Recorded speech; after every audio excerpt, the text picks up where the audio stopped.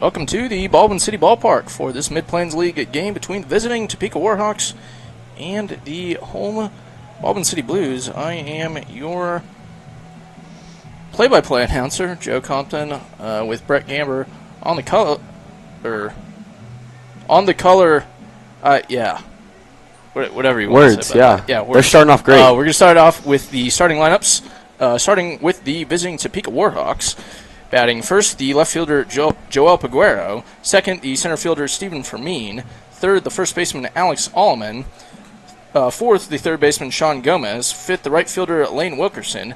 Sixth, the second baseman Darian Pretorius. Seventh, the catcher Damian Angel. Eighth, the designated hitter Alex Levkov. And ninth, the shortstop Jefferson Teneo. Pitching for Topeka is Jefferson Camillo. Now for Baldwin City. Batting first, the designated hitter Marquis Williams. Second, the left fielder Brennan Johnson. Third, the catcher Andrew Brubeck. Fourth, the first baseman Kendall Rivero. Fifth, the third baseman Cade Adams. Sixth, the right fielder Colton Howerton. Seventh, the shortstop Logan Groh. Eighth, the second baseman Jackson Evans. And ninth, the center fielder Isaiah Garcia. Pitching for Baldwin City is Eric Kelly. And with that, we are going to take a short break before the first pitch, and we will be back.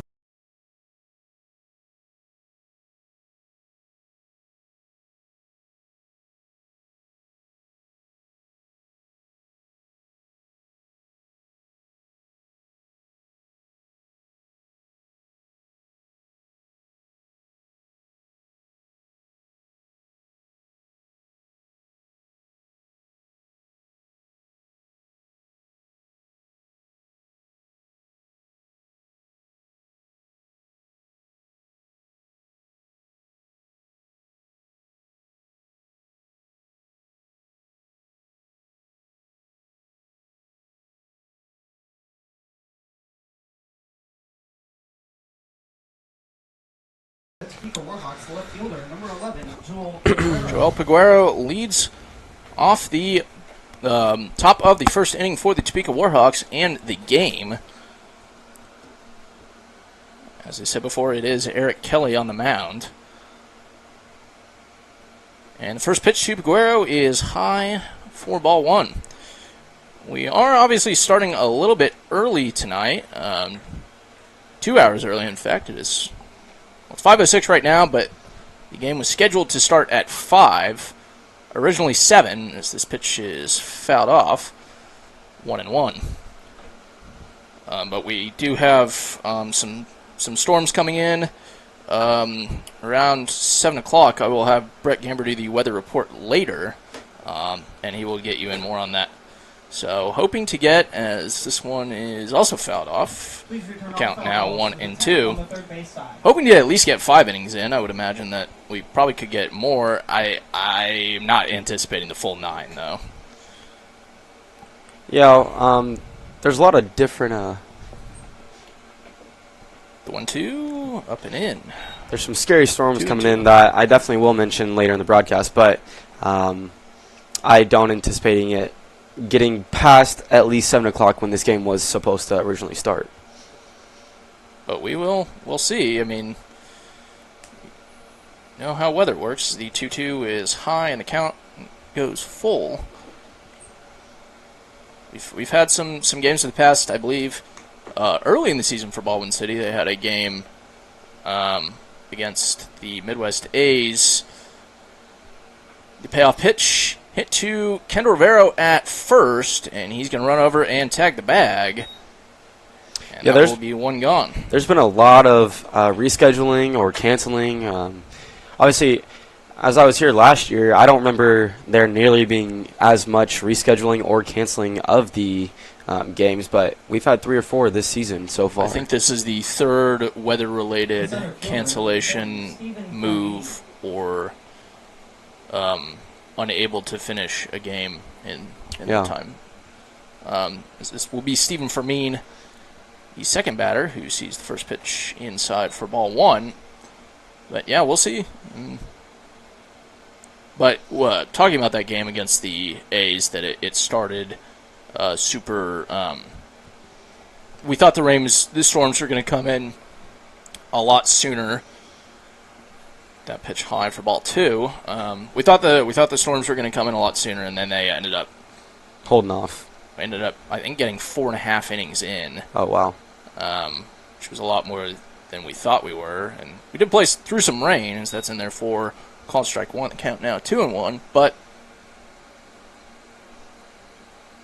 it was enough to get some ball in. And that game also, I think that pitch in there, the count even now at 2-2. I think that game we were, I think at about the 8 o'clock mark, we were still in the bottom of the second inning. So that was a very, very slow-moving, high-scoring game. The 2-2 hit up into the air, and it will be Kelly making the grab. And the bat flew almost just as high as the ball as it went straight back towards the Warhawks dugout. But quite a sight to see when you see a ball go straight up and you see a bat go straight back. So yep, it is not the coolest day, so you have to wonder if sweat is a factor. This is Alex Alleman, the next batter in, and he sends one into center field. He's on board with a leadoff single. Excuse me, not a leadoff single, a one-out single. it would be a 2-out single. 2-out single. Okay, well, Third time's the charm. third time is the charm, and I needed your guys' help with it, so. Number 29, Sean Gomez. As we dive into Eric Kelly a little bit, he is from the lovely San Diego, California.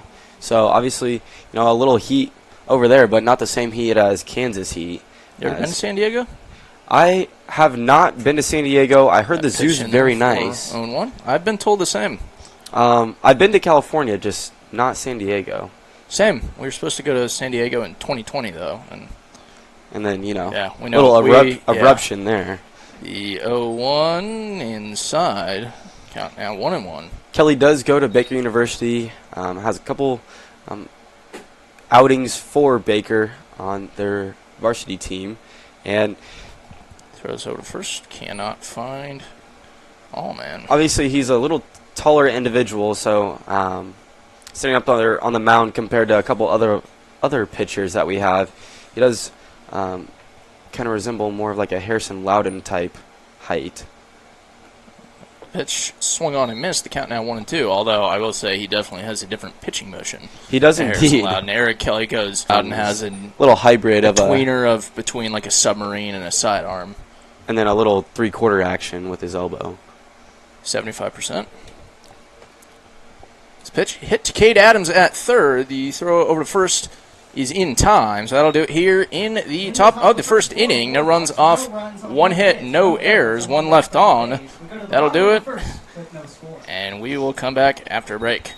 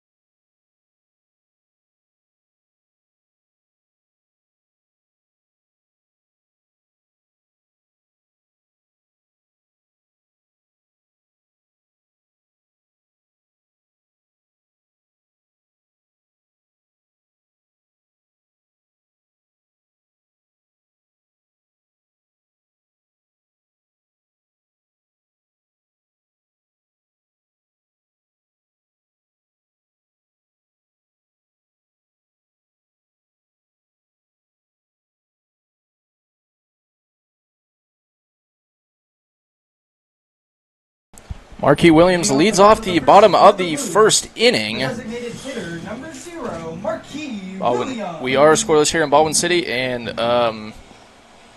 figure this would be a good time to say it. Hopefully we can hear you. I know.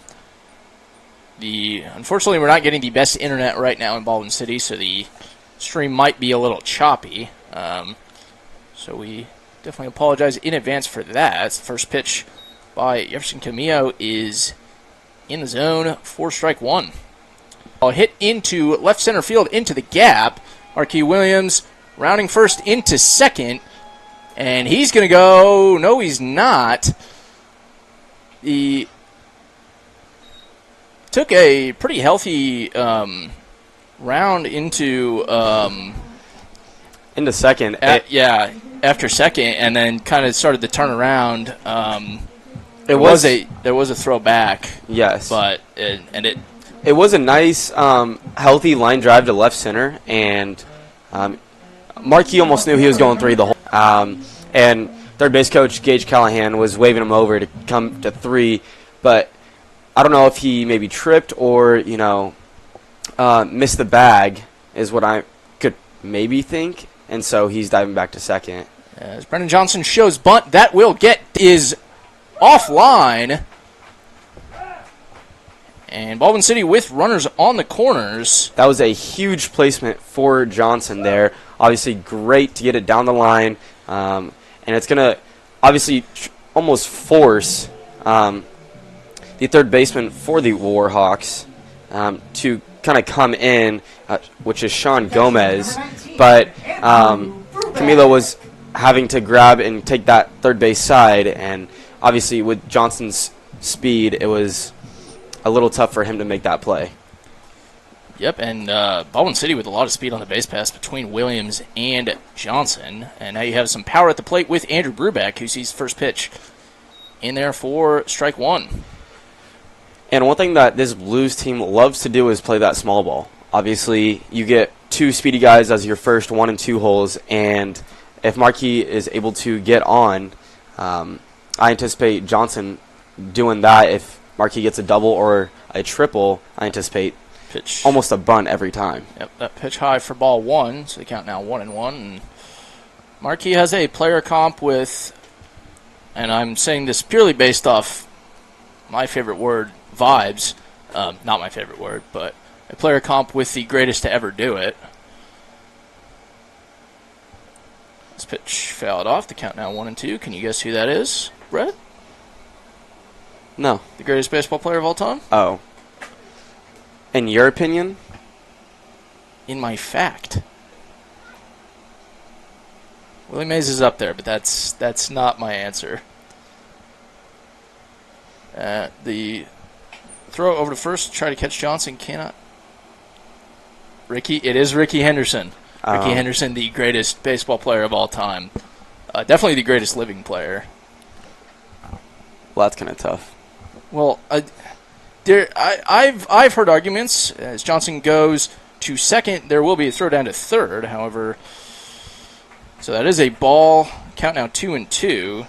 Johnson now at second. They could not get Williams at third. On Johnson's steal right there, usually when Johnson is on first and someone is on third, he will like to do a little bit of a delayed steal where you take 3 shuffles and then you go to deceive the catcher a little bit, thinking that it's just going to be a big secondary. But on that one, he just straight up and went. This pitch lined to the third baseman Gomez. Unfortunately, off frame, so we couldn't show you that. But that was a magnificent catch. It was a great catch. He took 2 steps towards the third base line, and was able to make a diving play that definitely saved 2 runs. Definitely saved 1, I think maybe 2. I'm not sure it would have landed that far into the outfield. So we can argue on how many, but it did save at least 1 run. It is Ken Rivera, the next batter up, who hits the ball to Darian Pretorius at second. The throw to first is in time. Williams will score from third. Johnson takes his place. So after the 4-3 putout, Baldwin City with a 1-0 lead. And even though Rivero took the first pitch and just kind of made a dribbler to Pretorius, I mean, honestly, that's what you kind of need to do. you just got to get the ball in play and let the speed around the bases score. I mean, that's a quality at bat, in my opinion, just from getting an RBI.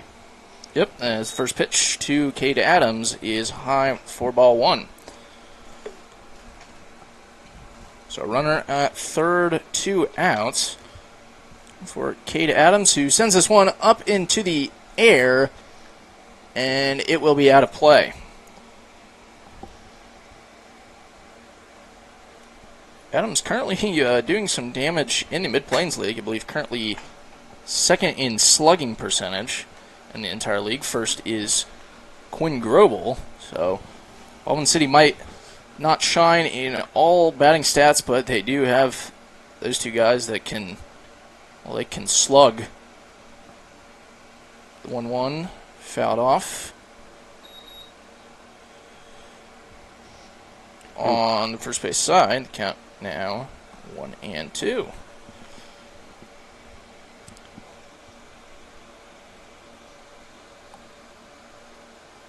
The 1-2 swung on and missed. And that'll do it here in the bottom of the first. 1 run off 2 hits, no errors, 1 left on. Baldwin City takes a 1-0 lead. And with that, we will take a break and be back with the top of the second inning.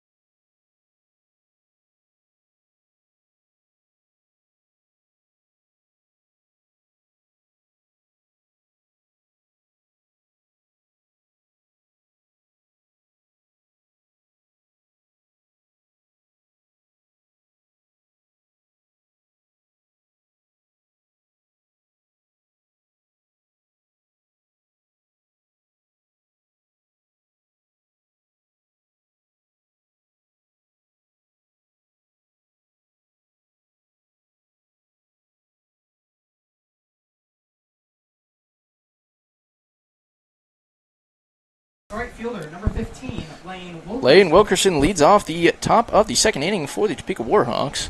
The Warhawks facing a quick but small 1-0 deficit. Baldwin City struck in the bottom of the opening frame. The first pitch by Eric Kelly, high and outside for ball 1.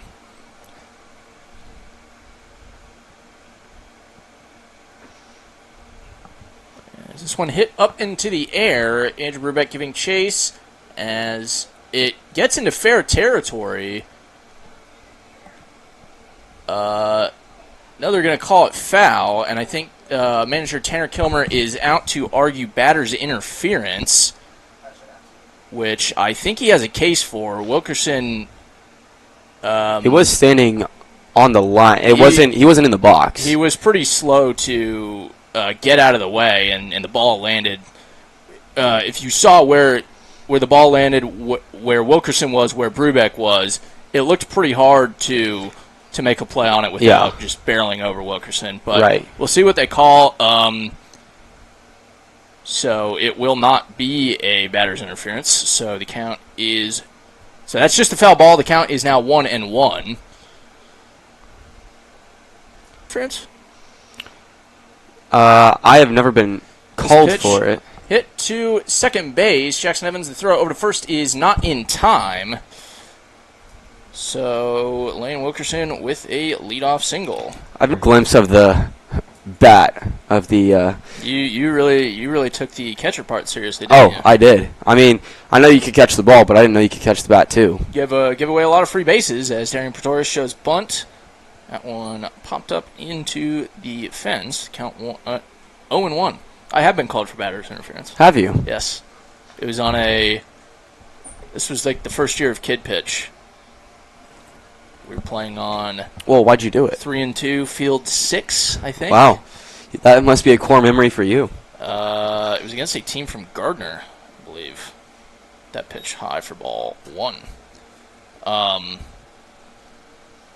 But it was a pass ball, or it might have been a wild pitch. There was a lot of wild pitches at the time, and right. I didn't know that you were supposed to get out of the way, so I kind of stood in the box.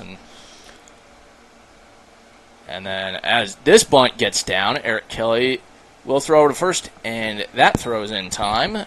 However, does move the runner Wilkerson to second, so Topeka with a runner in scoring position with 1 out. Kelly did do a great job at just composing himself. Obviously, that bunt is a great placement, right, where the grass and dirt meet ahead of home plate. But worrying about making a bad throw and just taking his time. Damian Onhill is the next batter in, and by the way, after that pitch would have hit Onhill if he did not get out of the way. However, it is just a ball. So the count is 1-0. That the interference made it 2 outs, and then I got rung up on a strike called behind my legs. So, well, that's lovely. Pitch, a hard ground ball to third. Cade Adams tries to throw it over to first, but it is way over the head of Rivero, so that will be an E5. It almost took Cade Adams a little bit of a shock just to get a liner that fast to him. Obviously, he looks back, the runner at second, but just not able to get a throw quite on the same line. Definitely agree, but Topeka with 2 runners on in scoring position, 1 out, and obviously if Alex Levkov can put one in the air and at least sack one home, the game will be tied. And you have 2 runners on in scoring position, the leading run is on second. First pitch Levkov sees is high for ball 1. But I also think that some of those, the Blues outfield has some good arms out there. Obviously, Brennan Johnson has a pretty good arm out in left field. So I wouldn't be surprised. This pitch swung on a miss, the count now. I wouldn't be shallow fly ball, and the Warhawks try and squeeze a run out of it, that it could be a close play at the plate. And this place, or here in Baldwin City, plays about 5 feet, shorter at the poles than at Topeka's home field. So obviously not too much of a difference. By the way, the count is 2-1. This one hit to Adams again. He is going to throw over to first this one in time.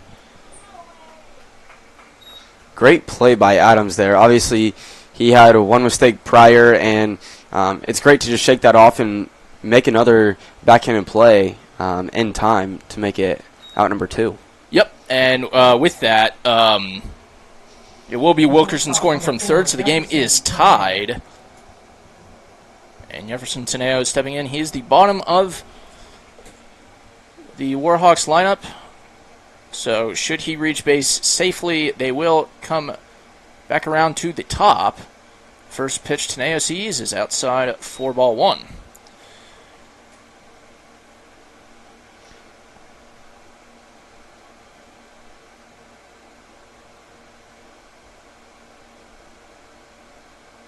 The 1-0, low and in the dirt, 4 ball 2. One thing I have noticed on Kelly's just pitching form and just mechanics as a whole is he does a really good job at hiding the ball.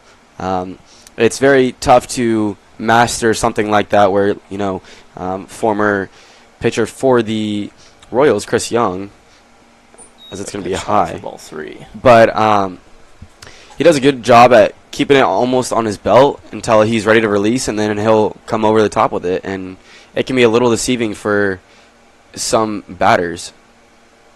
As the 3-0 in there for called strike one. Tenney almost looked like he was just walking to first after that one. 3-1. Hit to Rivero at first. And he will just tag the bag, and that will do it here in the top of the second. 1 run off 1 hit, 1 error, 1 left on. We go to the bottom of the second. Topeka ties it up at 1 apiece, and we will come to the bottom of the second after the break.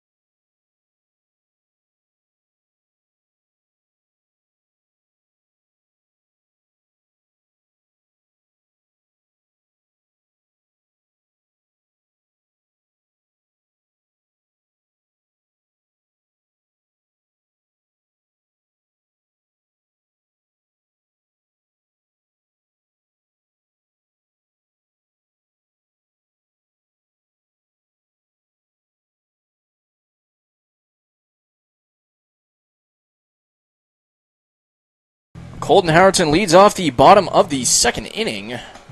Baldwin City currently tied with Topeka 1-1, with Topeka tying the game up at 1 apiece in the top of the second inning. And we're going to not cut away, but we're going to have Brett do his weather report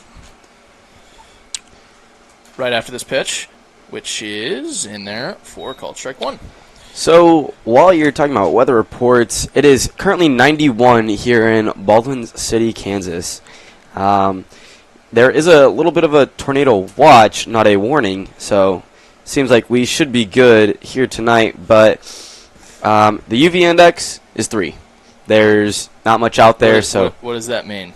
Well, essentially, it means that I pitch outside for ball 2. I wouldn't recommend going outside and trying to tan. Will you still get sunburnt if the UV index is 3? I don't know how any of this works. Potentially yes, but it would take. I guess it differentiates for everyone. Count now 3-1, and I have a trivia question for you. So what are the 7 ways a batter advances to first? A batter can advance to first. A batter can advance to first. Yes. That pitch. I would like to mention, though, before I answer this, full. that it may be 91 outside, but it feels like 100. That's triple digits. So we are in the triple digits. No, we're in the double digits. It's 91 out. Aren't you The funny? playoff pitch fouled off. Humidity is at a whopping 62%, so we're at D letter grade. That's But I did look at the radar for rain today, and around I was looking. How fast was it going? The payoff pitch fouled off again. How fast was the radar going? It was How fast was the rain going on the radar? Man, you're full of them today, Joe. You are full of them. You just keep serving them up to me. But I did see that at 7 o'clock it's still going to be clear. The payoff fouled again. That is the third straight payoff pitch fouled off. So, but Colton Harrington looking at 7 o'clock, it's clear. But you get to 7:18 or like 7:15ish, and it starts to get a little bit, and then come 7:18, it's going to just be drenching. Well, I will imagine we will still be here by that time. So, the 3-2 high for ball 4. I think that was a firework. Colton Harrington working himself a walk. Yeah, we do think we heard a firework. That does track 4th of July weekend coming up. Number 11, Yes. Next week, next Thursday. So 4th of July is 6 days away. Logan Grow, the new batter. But it is a little partly cloudy outside, and I do see a couple clouds, parts of clouds. yeah, but nothing to be too scared for yet. Camille At throws least over to first. Just cannot find Harrington. So, start guessing. You have, what are the 7 ways that a batter can reach first base? A batter can reach first base. Yes. So, a hit. A hit is one of them. So, pitch high for ball 1. There's a hit. Yes. There's a walk. Yes. Is catcher's interference different? Catcher's interference counts. Okay. So you have 3. Are there other interferences? No, there are not. Okay. So what? I'm at 3. Yes. Hit by pitch. Yes. That's 4. Did I say walk? Did I say base on balls? I believe you did. I believe you said hit, walk, Interference. catcher's interference, hit by pitch. So you have, by the way, the count is 1. 0-2 or 1-2? No, because you fell that off. That pitch low and away. So we have the count as 2-1. However, the home plate umpire has something different, so we're actually not sure on the count. However, Camille throws over to first once again to try and catch Harrington. Cannot find him. As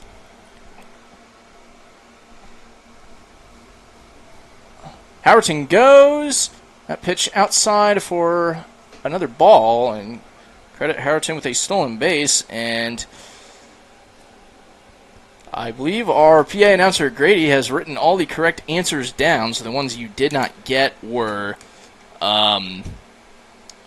it was error, third strike, and then I believe the last one was fielder's choice, yes. Okay. Yeah. So I did know all 7, I just didn't remember all 7, I guess. Yeah. There's just a lot of different variations, I will say, and that's a great thing about baseball is, obviously, some of the greats only succeed 3 out of 10 times to be considered maybe really even good. 4. Or even 4, yes. As the count is full. But some of those, like obviously... Payoff pitch inside, and Logan Grow works the second walk of the bottom of the second. Baldwin City with runners on first and second. But yeah, I I just think that there's a lot of different, like you said, a lot of different variations to getting on base. And 7 of them. There's 7. Yes. The second baseman, number 4. There's 7 variations to getting on base. I did it last night, and I got 5, and I was a little upset because I think the two that I missed, I think were. I mean, like I think I missed like fielder's choice, and then yeah, just because I wasn't sure on that one. Yeah, I don't think we would have. I thought about it, and that's what actually sparked the time. So they get the lead runner via a fielder's choice. Interesting play by the Warhawks. With the Blues playing a little bit of a small ball here, you do anticipate a little bit of some bunting action here for the Blues, but great execution by the Warhawks to get the lead runner at third. Yep, very well done there, and good snap decision making by Camillo to throw there. I mean, he obviously had a force at any base, except for home. As Isaiah Garcia, the next batter in, he takes the first pitch. And I guess if ball 1. If they do know that Jackson Evans does have some speed, he obviously will probably bunt in that situation, given that there's no outs, but now there's one.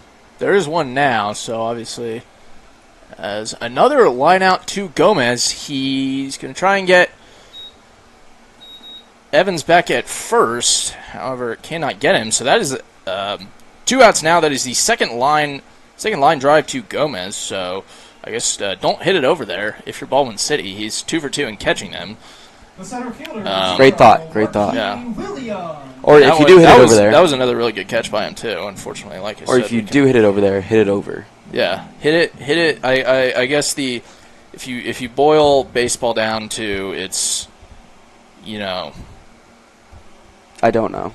down to its roots, not roots, but like down to its essence. The key to good batting, as Marquis Williams takes first pitch in for strike 1, just hit it where the other guys aren't. Great thought.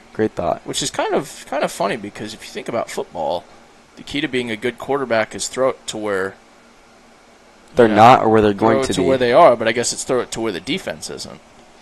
Well, it's throw it to where the defense isn't, but throw it to where your guys are. No, where they're going to be. Well, yeah, or are. I mean, they could do a curl route. Yeah. 10 up out there. Count 1-1 to Williams. He calls time. Of course, route running a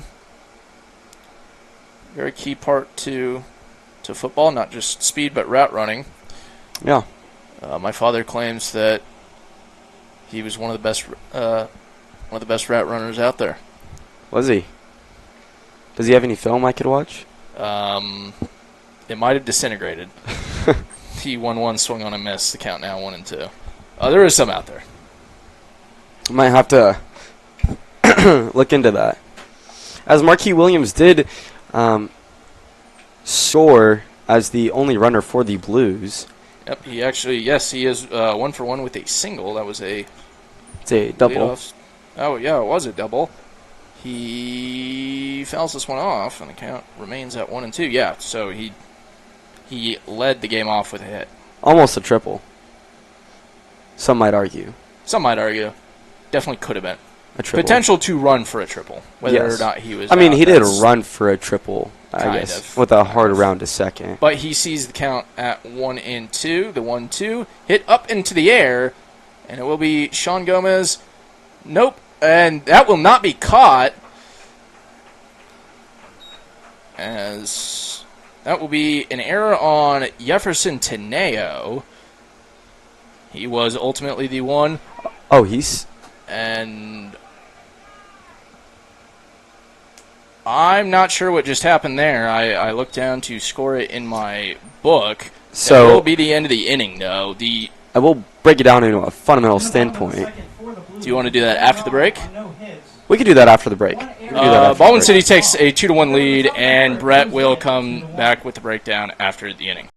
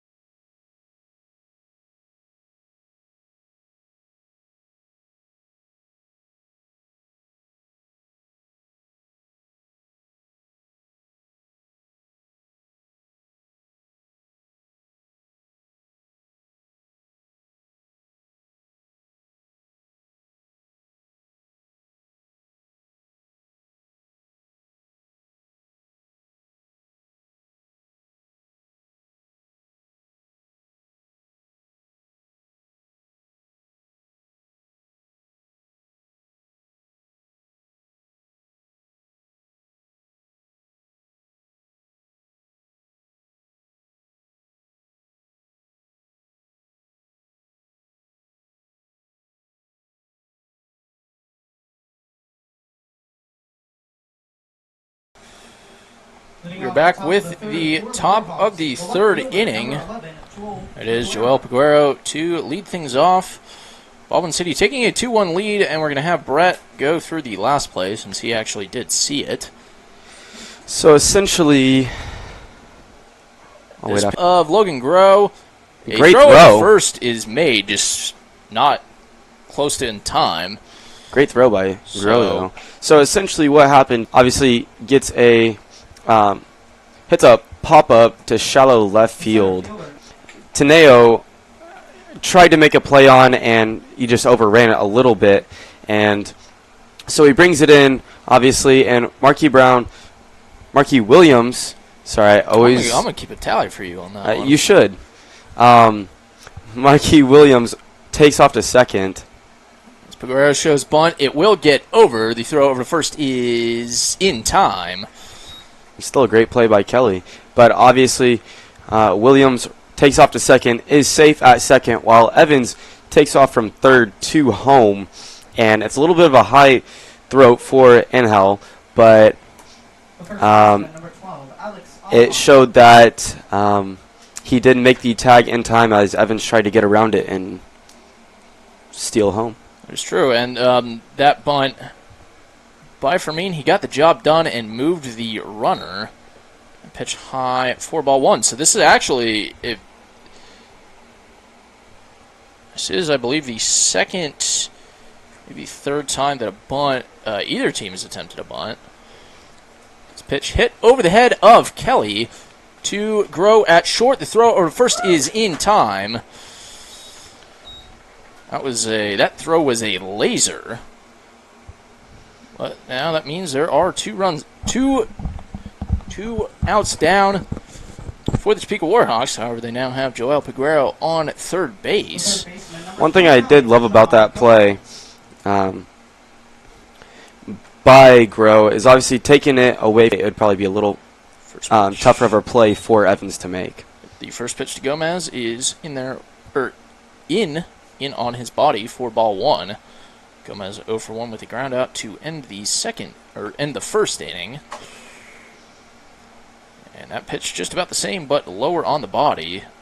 The count now 2-0. The NHL draft is on tonight. The what? NHL? Yeah. Talking about the draft, you see the good old Bronny James. How could I not? I was going to say, it's hard for you not to. It's kind of everywhere. It really was. But the story of the draft is that Macklin Celebrini is going number 1 tonight, and my Chicago Blackhawks have the second pick. As So 3-0 is in there for College Strike 1. You almost had it. Well, we had the number 1 pick last year, so I won't complain. And in a lottery system where it was probably rigged in our favor, I really will not complain.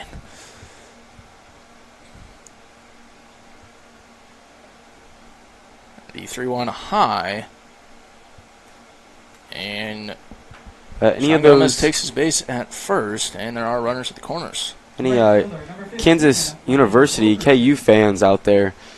Danny Furphy did get drafted to the Pacers. So, and I believe there was also another.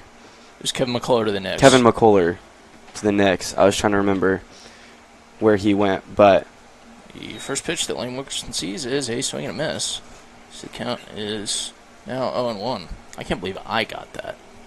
I guess you're a Nebraska fan. As a KSU fan. Yeah, I guess you're a Nebraska fan, and your team has never won in the tournament ever. So, yeah.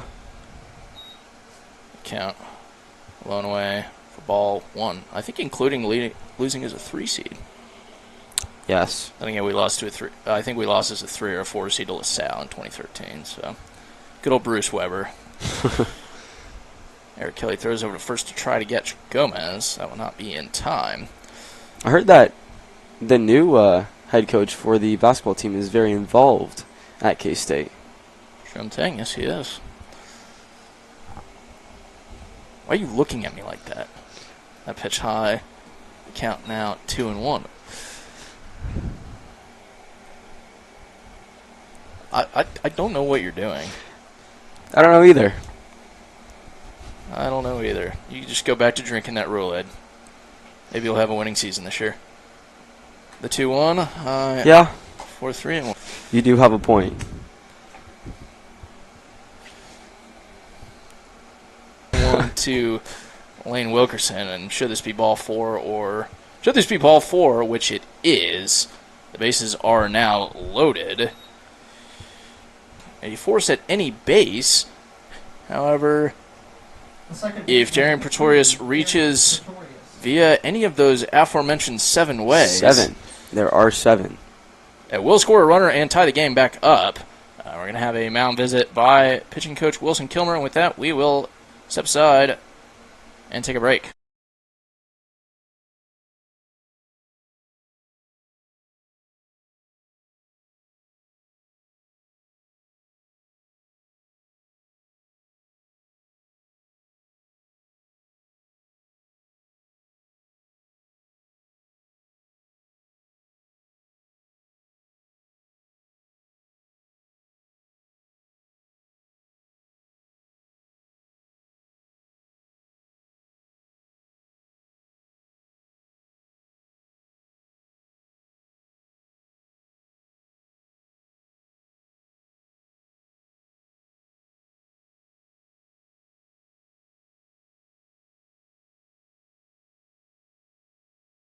Well, the mound visit is done, and we are Darian Pretorius, the mound visit. He takes first pitch he sees low in for ball 1. And that pitch is in there for called strike 1, so the count now even. Pretorius is 0 for 1. With he placed down a very nice bunt. This pitch fouled off out of play, so the count now 1 and 2. He had a nice bunt which moved. Lane Wilkerson was on first at the time, moved him to second. Lane Wilkerson would go on to score, which tied the game up. The game is now obviously not tied, but Pretorius has a chance to bat the Potentially get another one. But the 1 and 2 the count. Now with 2 outs. A runner on second. Baldwin City has 2 runs. The 2-2 low. And the count full. Low and in. Now for going 3s, there's now 3 balls, 3 total runs. It's the 3rd inning. And there's 3 runners on base. Payoff pitch, roped foul. And there's a guy on third. And Darian Pretorius' number? Number 3. 3. The numbers line up. And there's 9 defensive players. What's the square root of 9? 3. 3. The payoff pitch in, and that will bring a runner home. Darian Pretorius works himself a 2-out walk. And the Topeka Warhawks have tied the game up at 2 apiece. The catcher, number 8. And the bases remain loaded for Damian Onhell.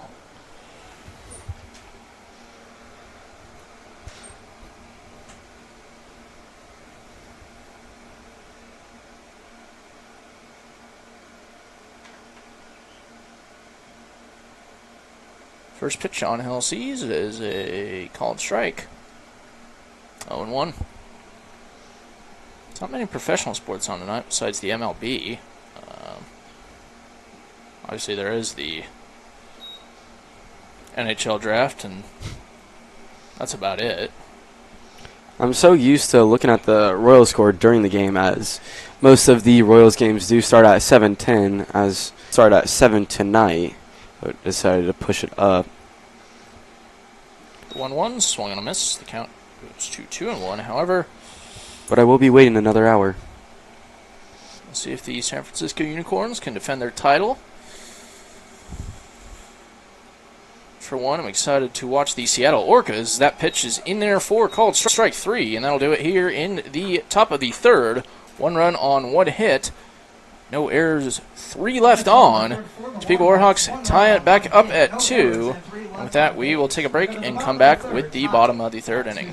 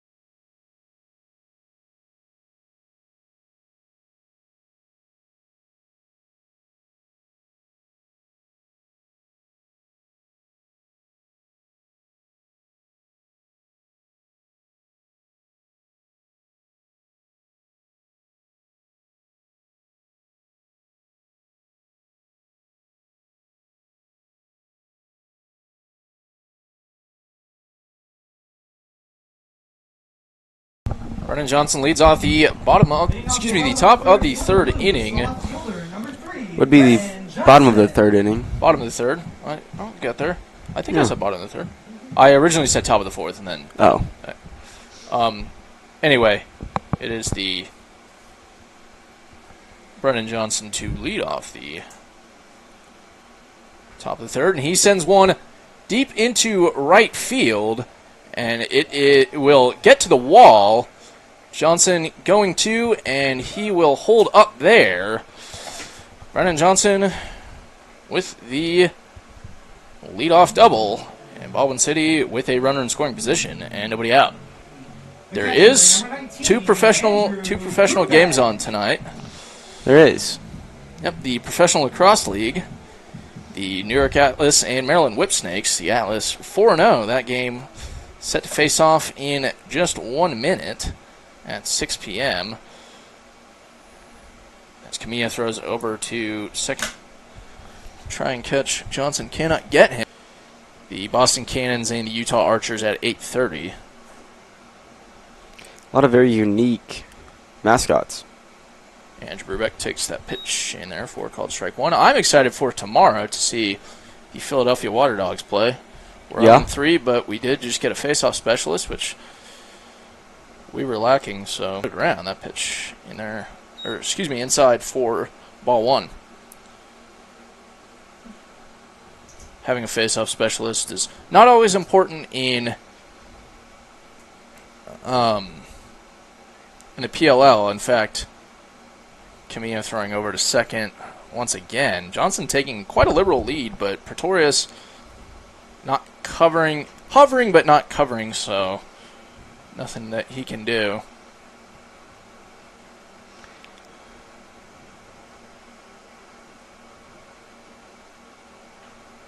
Brubeck roping this one into center field. Johnson holding up at third. And a single for Brubeck means there are runners at the corners with nobody out. And Kendall Rivero, the next batter up. Faceoff specialists are quite common in high school and college lacrosse, though. Really? Because of the free substitutions, they win the faceoff, and then they just get off the field. Interesting. Win the faceoff, pass the ball to somebody else. I think Baker University is thinking about getting a men's lacrosse team. It has been in the works. I'm not sure. It's definitely not happening. I think it would have been announced already as that pitches. I believe they started signing people. I'm not sure if it's for this year or for next year. It's definitely not for this year.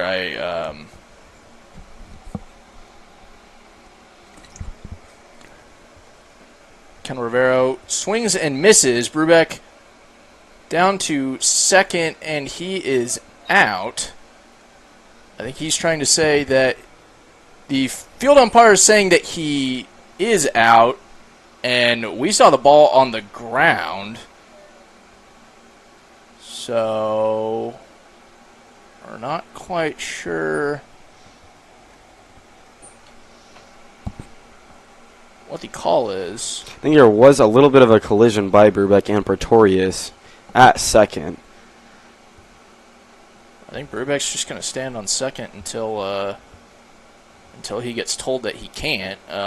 Manager Tanner Kilmer's going to have a talk with our field umpire before that happens. I think Brubeck's thinking the same thing we are, seeing the ball roll away. And obviously, I had a restricted view. I'm kind of straight on, so I can't really see much. I didn't see the play. I did not see the play. However, I do believe the throw was in time. However, I did see the ball on the ground. Right.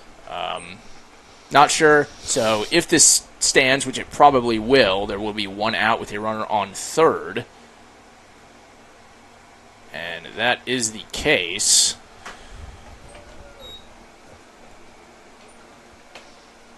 And the count is 0-2.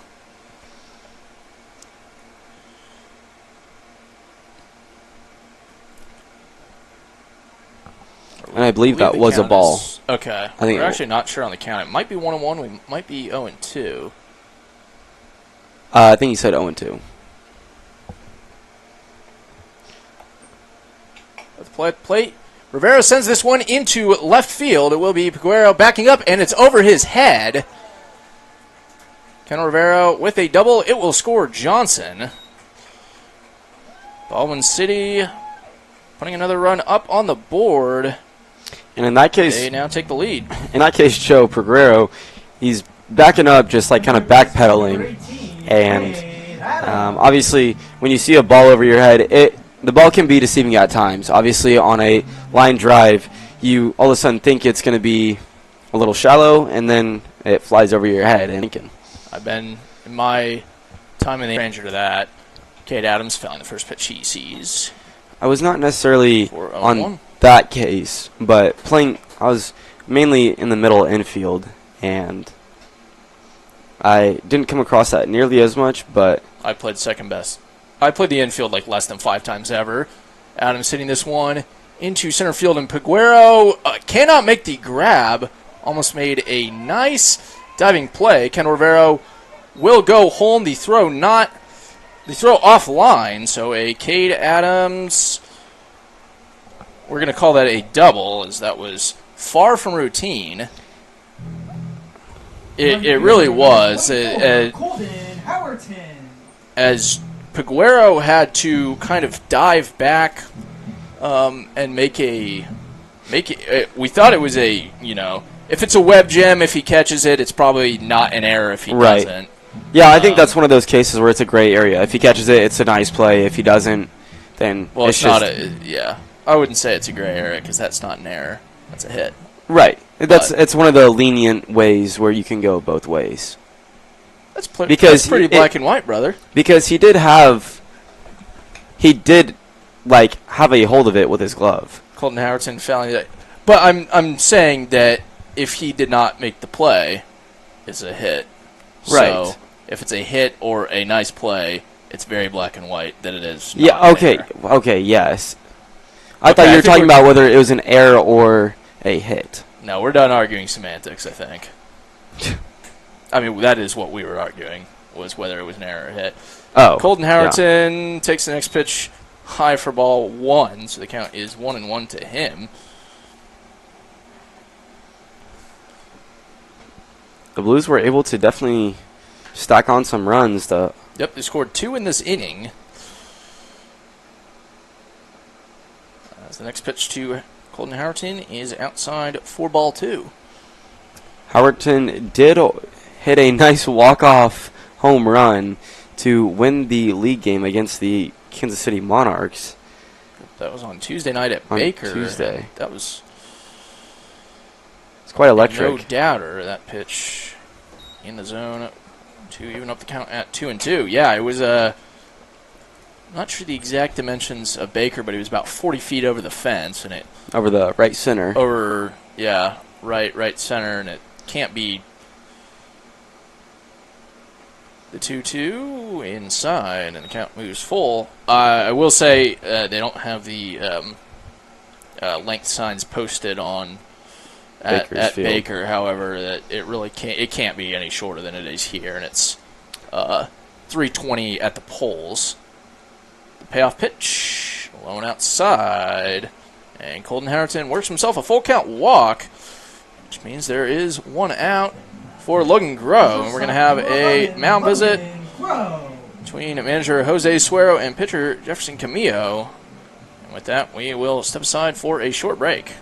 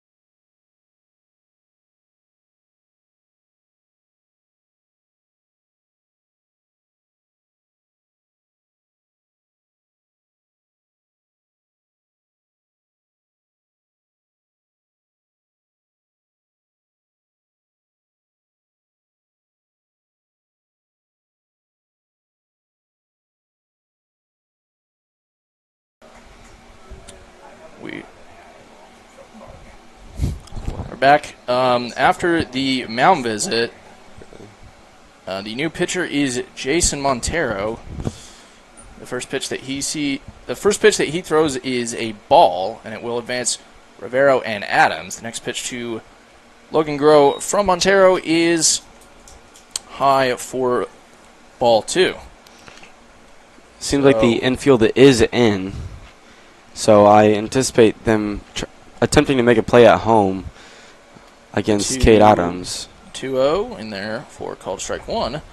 Logan Grow 0 for 0 in this game so far, just a walk to his credit. Looking to drive home another run. Baldwin City has scored 2 in this frame. That pitch outside. The count now 3-1. And if there's any, viewers that are wanting to get, a little glimpse of different situations in baseball, this would be the game to do it, as the Warhawks have done a couple first to third plays. They've this pitch roped. Definitely foul. I'm not sure. It was kind of on a line. I lost it in the sun. It rolled up the hill. Did it get out? Did it get over? Would it have gotten over? Yeah. Oh, wow. Probably by 5-10 feet. Well, that solves that. But It was instead, the count is now full. so my saying would be true. If it was fair, it would be gone. Must be. Let's see if Grow can get another piece of it, but fair. But it was not. And the payoff pitch is low and away. So he reaches base anyway. And the bases are loaded to Montero. It is Jackson Evans. Evans 0 for 1, but has reached base. He laid down a bunt play. So advanced to first, actually advanced to third, and was called out advancing home at the end of the second to end last inning. That pitch well framed in there for called strike 1.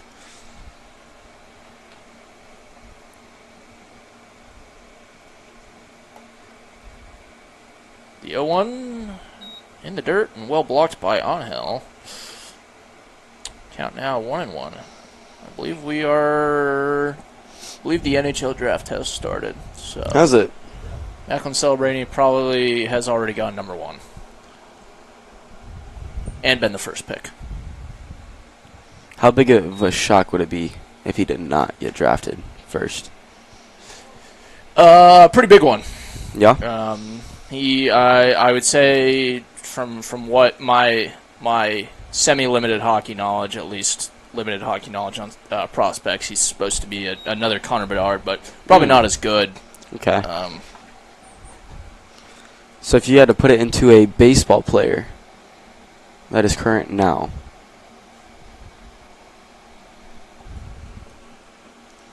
the 3-1 outside, and that'll walk in a run. Jackson Evans to first, Logan Grow to second, Colton Howardson to third, and Cade Adams back to the dugout by way of scoring another run, and it is Isaiah Garcia. Fielder number 1, Isaiah Garcia. Stepping in for his second at-bat. Garcia 0 for 1 with a lineout. That was one of 2 lineouts to Sean Gomez. The first pitch Garcia sees in this at-bat is outside for ball 1.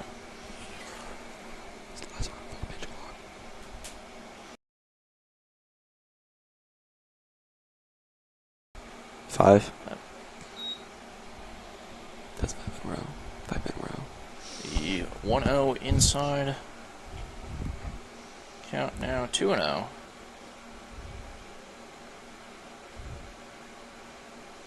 As we'll have a little bit of a pitcher-catcher conference between Angel and Montero. As we did learn in a couple of games ago that Isaiah Garcia licks and kisses his bat as a good superstition. And every time I look at Garcia, I just can't get over it. I mean, it's a cool superstition to have. What were some? Did you have any superstitions when you played any, even bowling now? So bowling now, I wear the exact same socks on the first day of the tournament. I wear the exact same socks the second day of the tournament. Not the same pair, but obviously as different 2-in-1. as different uniforms come with different days. I wear different ones. It is official. Macklin celebrating has gone number 1. The 2-in-1 outside for 3-in-1. Do you have any other ones? For baseball, I usually, I don't know. I was a big firm believer in playing long toss, like long toss after long toss after long toss, as far as I could go before a game. 3-1 inside, and that's another 5-pitch walk. It'll walk home another.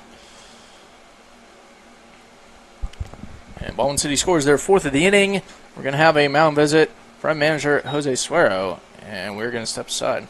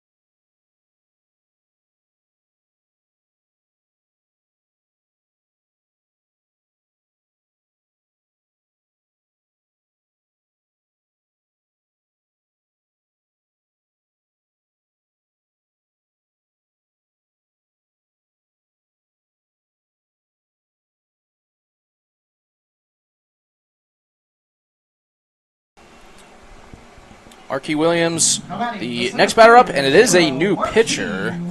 The new pitcher is Jared White. So I believe that Jefferson Camillo's day has gone final. I can't remember. No, it is not. So I believe that Logan Groh is Camillo's last. No, I was wrong. This pitch hit up into the air and fouled. So they count now 0-2 to Marquis Williams. And yes, actually, Jefferson Camillo's day has gone final. So his final line is 2 1/3 innings pitched, 15 batters faced, 6 hits, 6 runs, 5 earned, 3 walks, 1 strikeout. As the 0-2 to Williams, fouled off once again. As it stands right now, all three runners on base are runs will be credited to Jason Montero. Mm-hmm. Should they score, the 0-2 is low and away for ball 1. So White is from South Africa, and while we were on a break, I think, Joe, you had a little fun fact for us. Yes, did you know that South Africa has 3 capitals? I did not. Do you care to inform us them? On inside, those 3 are Cape Town, Pretoria, and Bloemfontein. Interesting. Not Johannesburg. Johannesburg is the largest city, and I believe that Marquis Williams swings and misses. He strikes out, and there are 2 away. the left fielder, number 3, Brennan Johnson. And I will bring up Brennan Johnson for the second time this inning. Johnson led off the inning for Baldwin City, so they have officially batted around. And he's going to send the first one straight to the glove of Alex Alleman, who just steps over and tags the bag. So Jared White coming in was very effective. But Baldwin City scores 4 runs off 4 hits, no errors, 3 left on. Baldwin City with the 6-2 lead as we go to the top of the 4th inning after the break.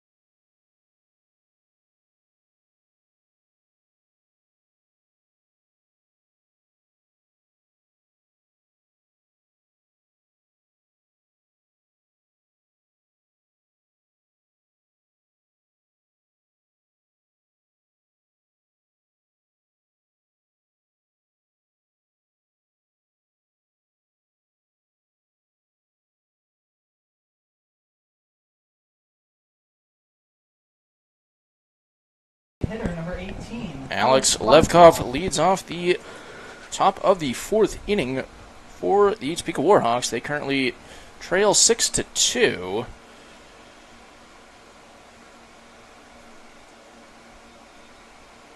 As Levkov fouls the first pitch off for strike 1.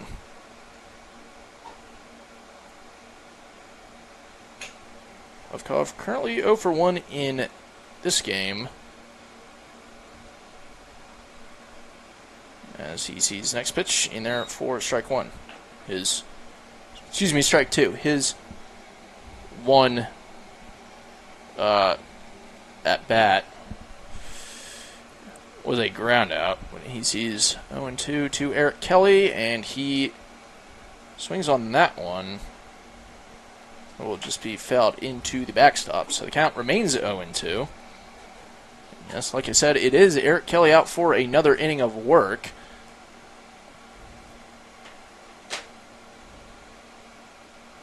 And this one goes behind the back of Levkov. So it is just a ball. Count now 1-2. We can read Jason Montero's final line. As the bottom of the 3rd is over, we'll read that after this pitch. This pitch, which is hit into left field and straight into the glove of Brennan Johnson. So 1 out after 1 batter will be Jefferson Teneo, the next batter in the batter's box. So Jason Montero's final line, 0.0 innings pitched officially. 3 batters faced, 3 walks. However, none of them did come home, so none of them came home. Did come home is a little clunky and redundant. Came home. The first pitch to Jefferson Teneo, high for ball 1. Well done. Well done. I try. Sometimes not very hard, sometimes a little too hard, but the 0-1 Teneo to Teneo becomes 2-0. Teneo 0 for 1 in this contest with a ground out straight to, it was to Kendall Rivero at first, who just tagged the bag. The 2-0 in there for 2-1. However, I will actually say Teneo was pretty close to beating. He did a hard 90 and was pretty close to beating out Rivero at first, so he does have some speed. It was a close one for sure. The 2-1 is low and inside, and it becomes 3-1.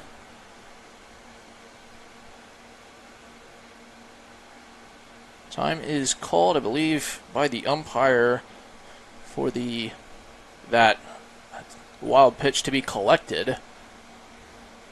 Ready to go.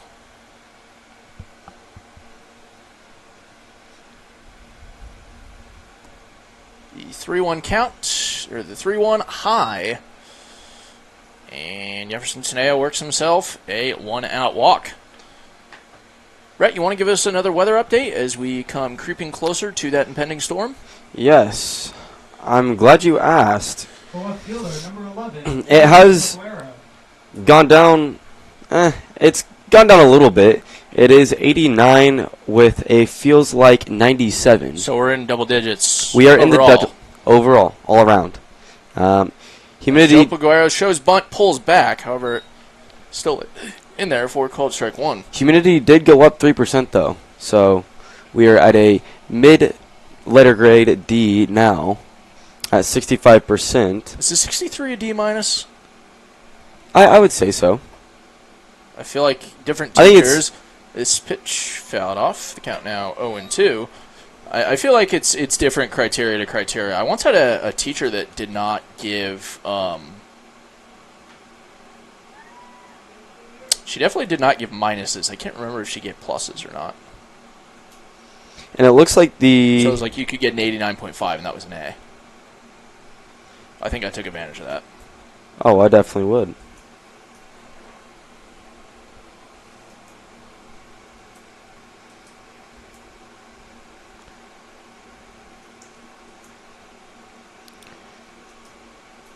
And it looks like it has. The 0-2 to Paguero is in the dirt for ball one. Looking at the radar, it does. How fast is it going, Joe? The radar. How fast is it going? That's you tell me. Well, it's going by the 15 minutes. Increment. That's not a speed. I'm saying how fast is the rain going? It's a radar gun, right?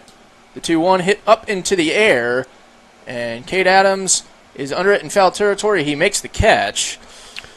But it looks like the wind or Two outs now. Rain is going to come just around 7:50 now. So it did get pushed back about an hour. Well, we definitely will probably, barring anything bad, we probably will get 5 in. I have a question for you, Brett. Yes. Are you aware of the Tonganoxie split, and if so, do you believe in it? The Tonganoxie split. I think our PA announcer Grady knows the Tonganoxie split. The first pitch to Stephen Fernine is in. Go ahead and educate me. On for ball one. So pretty much it's whenever a storm comes southwest and it goes through Tonganoxie. It's supposed to go through Tonganoxie, which is located in Leavenworth County. Right. The 1-0 high for 2-0. It's the county seat of Leavenworth County. Of what? Of Leavenworth County.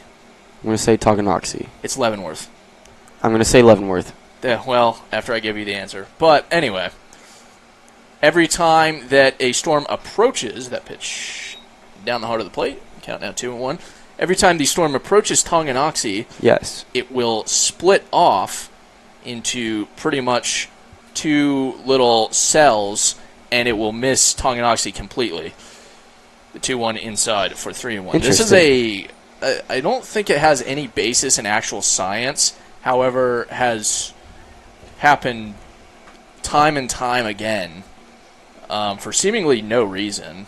I mean, this pitch grounded to Cade Adams at first. The throw will not be in time. That was a tough play to make. So it is a single, and Jefferson Teneo on his way over to third. So Topeka Warhawks with runners at the corners for Alex Alleman. So would that mean that Tonganoxie is like in a drought if it separates whenever You could be right. You might be right. some sort of forecast is heading their way? That is possible. I'm not sure. I think it happened. They definitely get rain, but I think it's like when big. It seems to happen as Alleman hits it straight to Kendall Rivero, and that will end the inning. It's huge for Eric Kelly to get out of that pickle. No errors, 2 left on. Baldwin City retains their 6-2 lead going into the bottom of the 4th inning. With that, we will take a break.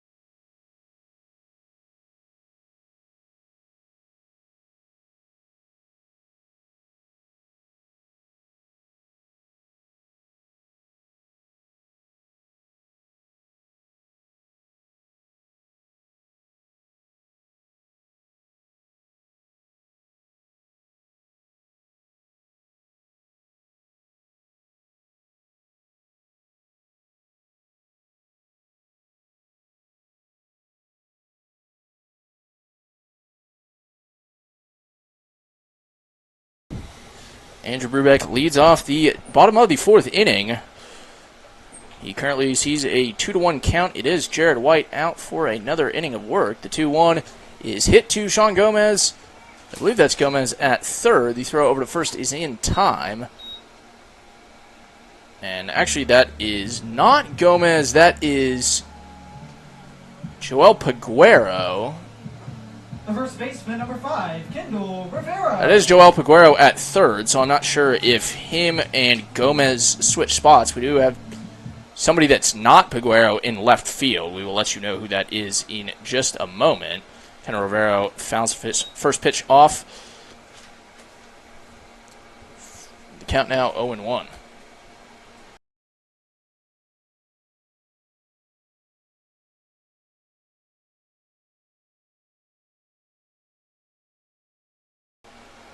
The 0-1 in there for called strike 2, and we're going to kind of go off the assumption that that is Gomez out in left field. However, we will try to verify. The way the count is 0-2. This one hit straight up into the air, and Stephen Fermin calling everybody off, and he makes the catch. So there are 2 outs now. For Cade Adams stepping in. Baseman, number 18, Cade Adams. Adams is 1 for 2 with a strikeout and a double. Trying to probably do something closer to the latter.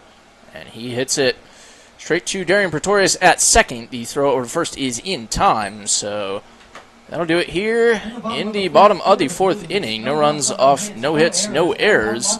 None left on. A 1-2-3 inning. And we will come back with the top of the fifth inning after the break.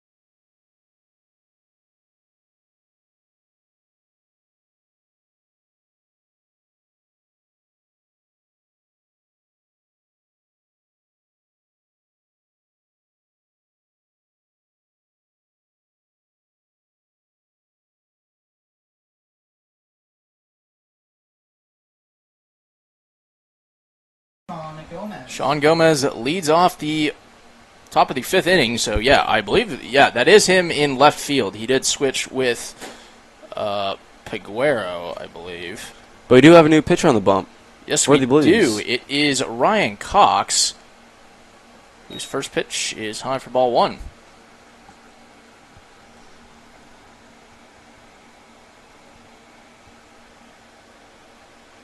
The 1-0 is out of play. The count now 1-1. So that is the end of Eric Kelly's day. His final line: 4 innings pitched, 4 hits, 2 runs, 1 earned, 4 walks, 1 strikeout. Not eligible for the win as he did not go 5 innings. However, it would take him 1 more inning for it to be a quality start. The count now 1-2. Make that 2-2. Cox is from Lee Summit, Missouri, but is currently taking his studies and athletics to North Central Missouri College. Can you name, since the count is full, can you name... I'm going to say no before you can start. What is the...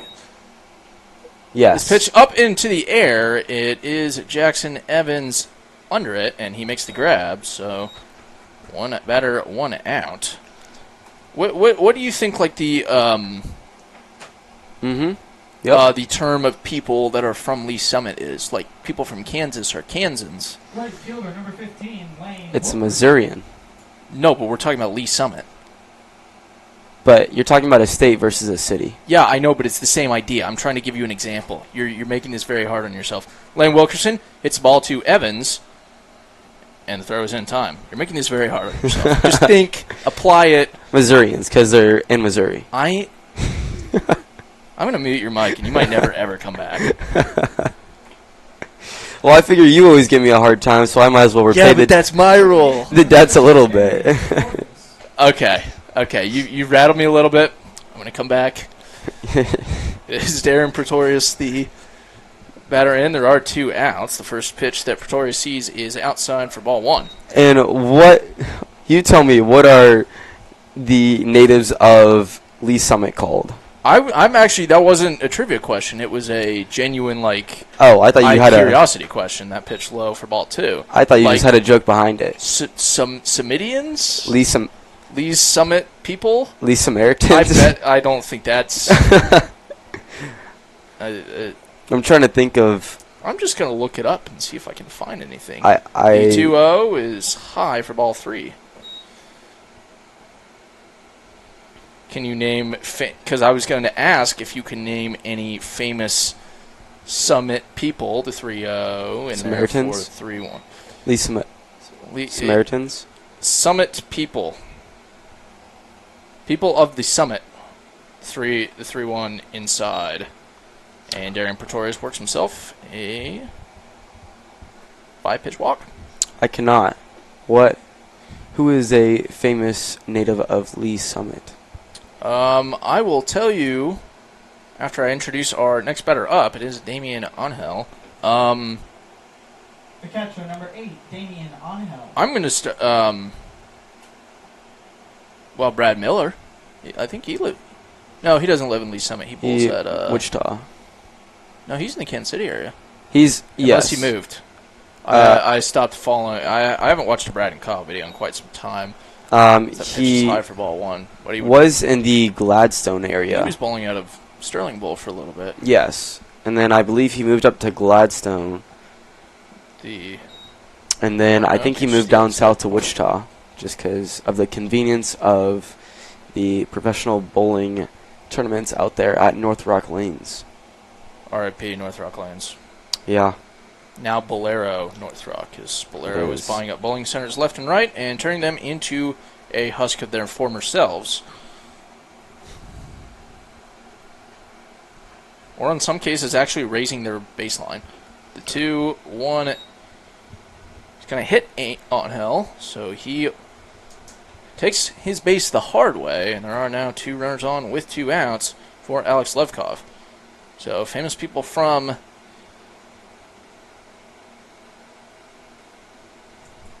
the designated hitter, number 18, Alex Levkov. Some famous people from the city of Lee Summit.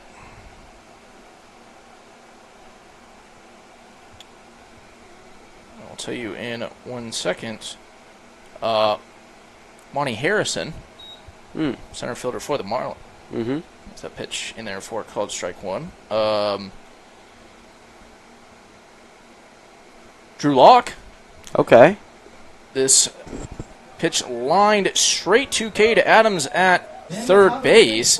So that'll do it here after the top of the 5th. No runs off no hits, no errors, 2 left on.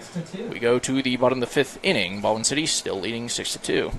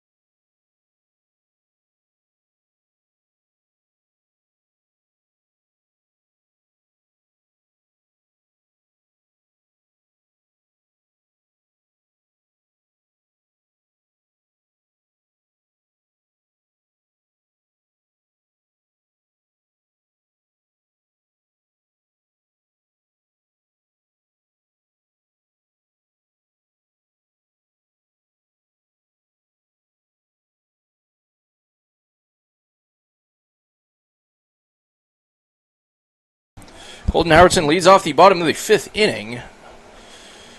Baldwin City still leading 6-2. It is Jared White out for another inning of work on the bump for Topeka. His first pitch is in there for called strike one. So other famous people from Leany. Oh, not really? the Royals manager. Never mind. The 0-1 fouled off on the third base side and out of play. The count now 0-2. A Mike Matheny, a jazz, I believe he's a guitarist. Actually, no, his older brother, Pat Matheny, who's also from Lee Summit, is a jazz guitarist. And Pat Matheny had the Pat Matheny Group. A pitch high for ball one. I'm trying to remember some famous people that were in the Pat Matheny Group.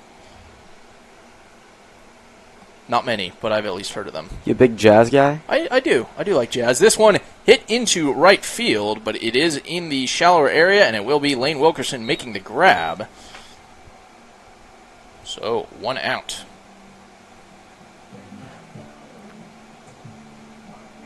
Was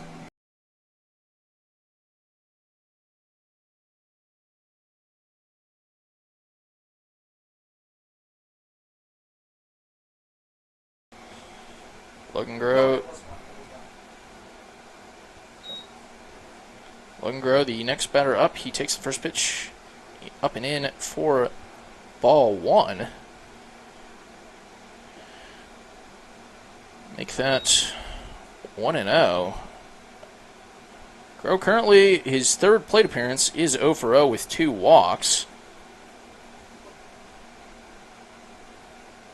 As he fouls that pitch off, the count now 1-1.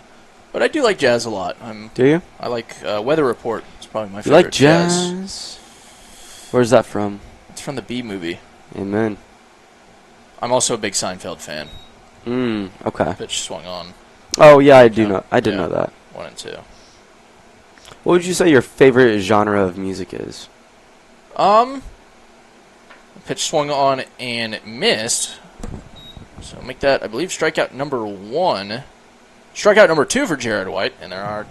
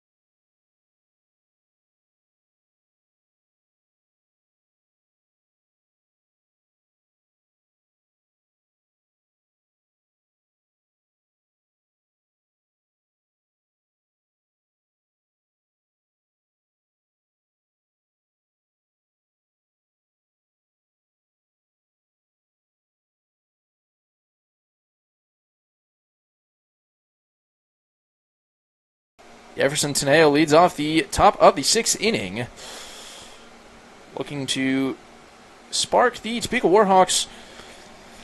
And how many flinches was that? 1, 2, and 3. That pitch fouled off. I flinched.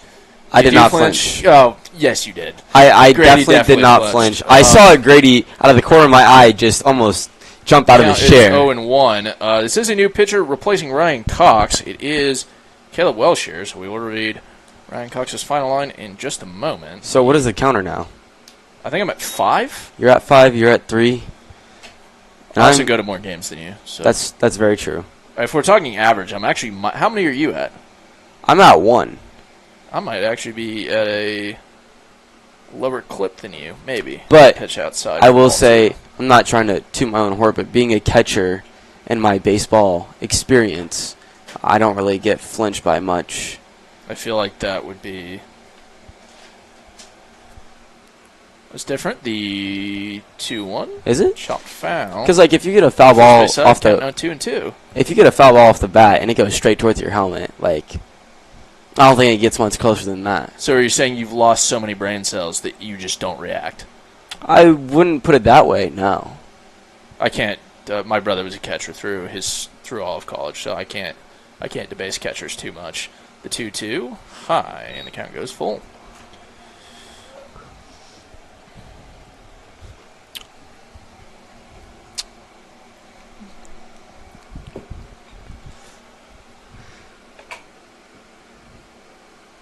Payoff pitch inside, and Jefferson Sneo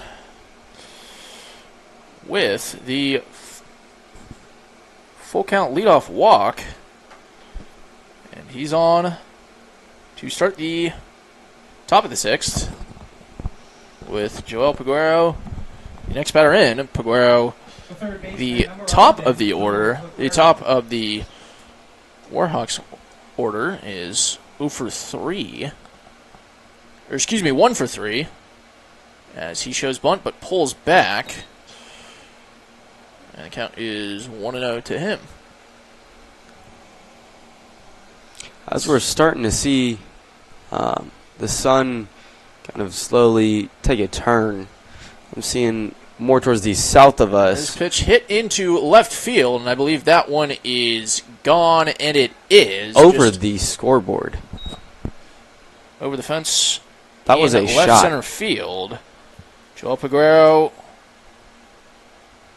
with the home run to cut the lead to 2. Baldwin City's lead is now 6-4. And Stephen Fermin, the next batter up.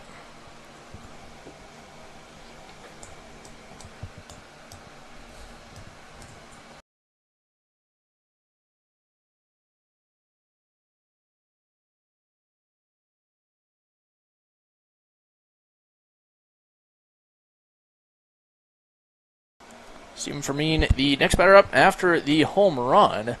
I believe they're going to appeal over to third, saying that Peguero did not touch third.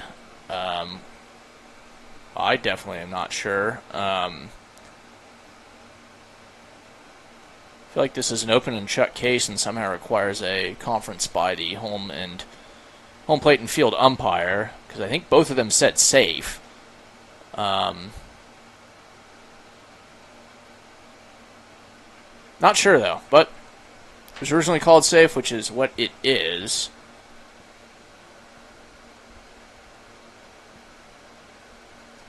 So the home run counts. They never give us a final confirmation after the conference, but yeah, we're going off the assumption that it is a great breaking ball by Welshire there. Yep, it was. The count is now 0-1. So we're going off the confirmation, or the assumption that was a home run, and we believe it was. I didn't see him miss the. I wasn't exactly like checking his feet to see if he even touched third. However, so I'm pretty useless there. Yeah, I would agree. There's not many times that you see a play like that happen. The 1-1, unless 2-1. you have different camera angles, different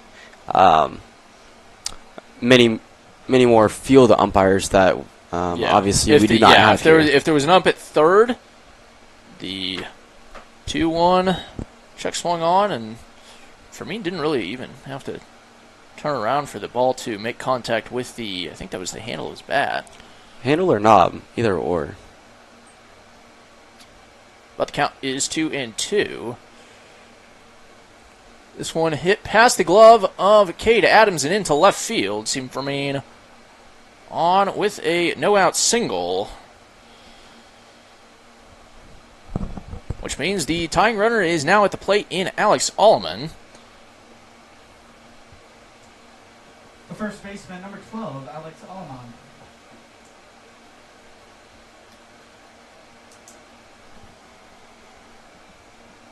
Allman 1 for 3 in today's contest. Is put the ball in play each time, a single and 2 groundouts. And this one into center field and will get down. So that just moves the line over one more.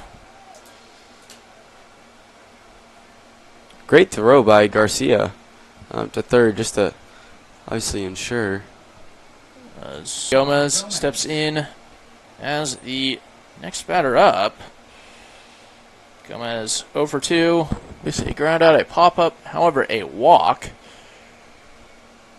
And the first pitch he sees is a ball.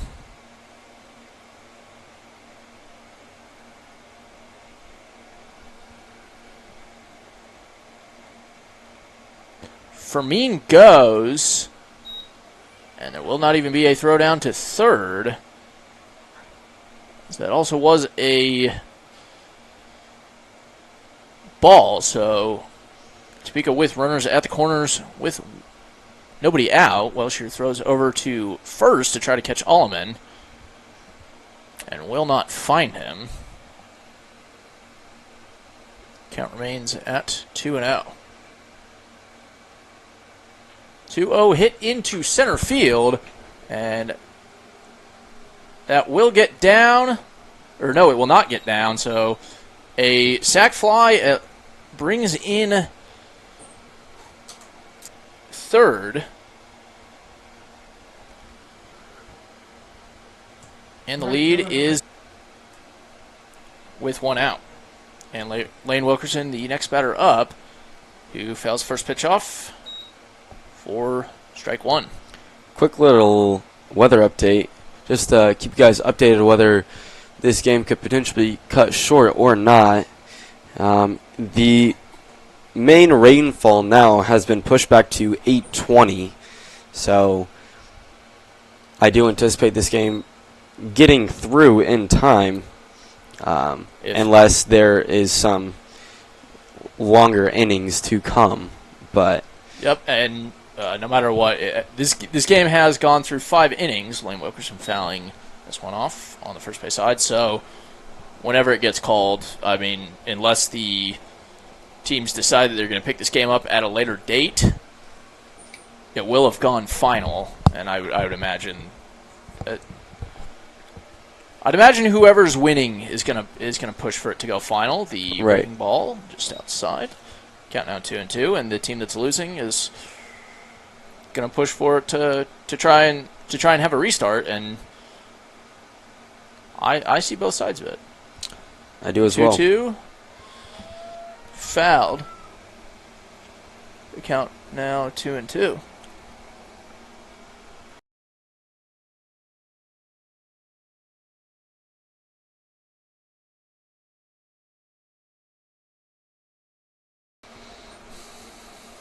So the count remaining at 2-2 to Wilkerson. Runner on first, the 2-2 swung on and missed. Make that strikeout number 1 for Caleb Welsher. There are 2 runners down here in the top of the 6th. Darian Pretorius. Second baseman, number 3, Darian Pretorius. Next batter up. Pretorius 0 for 1. Laid down a bunt and was thrown out in his first, and actually only at bat. However, has 2 plate appearances since then, which both ended in walks. And the first pitch he sees in this at-bat is a ball.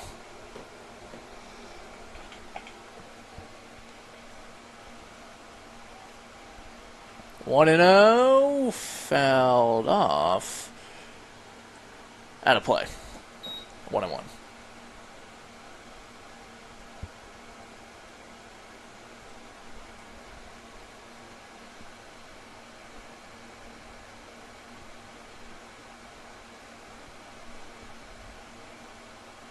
The 1-1.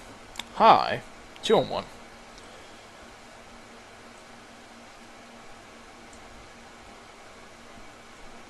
Ooh.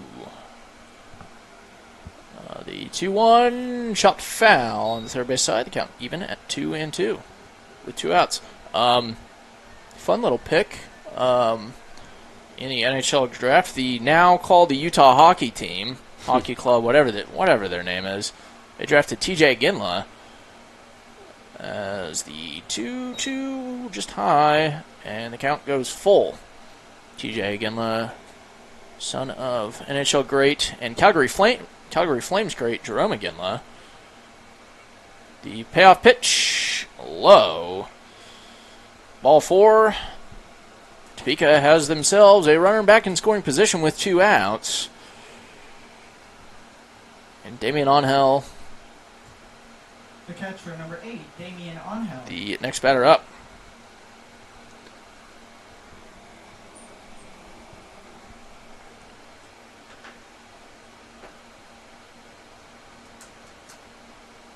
Welshire stepping off and throwing over to second, but it was kind of a lob, so really not any kind of anything. But back to home he goes, and the first pitch to Angel is high for ball 1.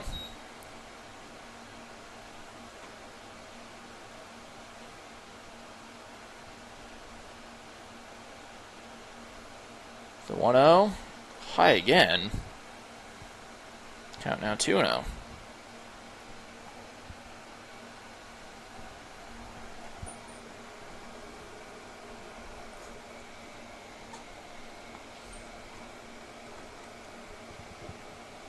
The 2-0 finally in the zone. So we do have another game in the Mid-Plains League going on, I believe, unless it has been called. I have not seen anything suggesting that. And actually that game be starting maybe right now. The 2-1 inside. Count now 3-1. So I will check to see if the game in Junction City has been canceled. I'm not sure.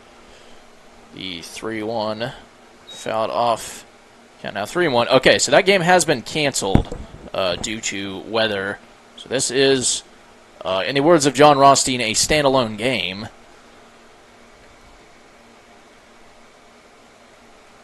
As the payoff pitch is hit up and into the glove of Jackson Evans. So that will do it here in the top of the 6th inning. 3 runs off 3 hits, no errors, 2 left on. A Joe Paguero 2-run home run helps cut the lead to just 1. Baldwin City leads 5-6, and we will take a break and come back with the bottom of the 6th inning.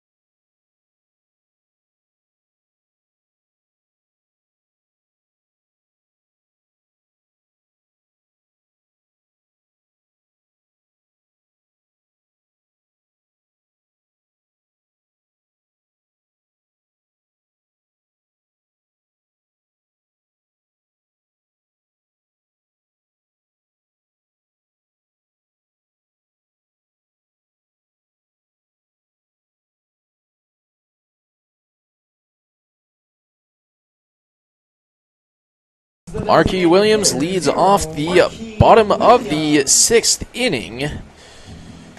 His squad still out in front, but probably, well, maybe not as much as they would like to. Topeka scoring, putting up a 3 spot in the top of the inning as Williams shows bunt but pulls away. It's a ball for ball 1. But Topeka scoring 3 in the top of the inning, so Baldwin City's lead goes from 4 to 1. But another chance for Baldwin City to extend that lead presents itself right now.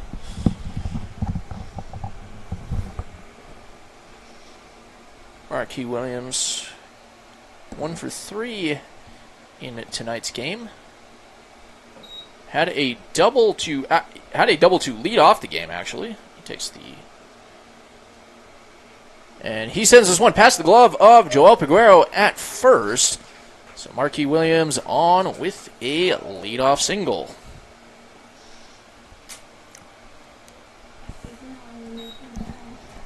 And Brennan Johnson, the next batter in.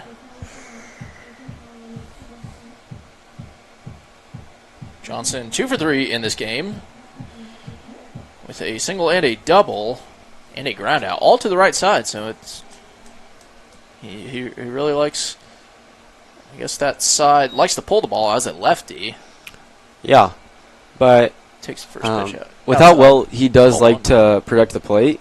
I mean, he is very capable of going to left field or spreading the area too. As he takes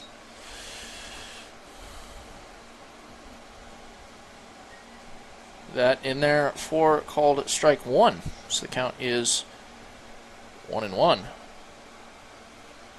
At halftime of the PLL games, that pitch high for ball 2, the Maryland Whipsnakes leading the undefeated New York Atlas 8-6. Of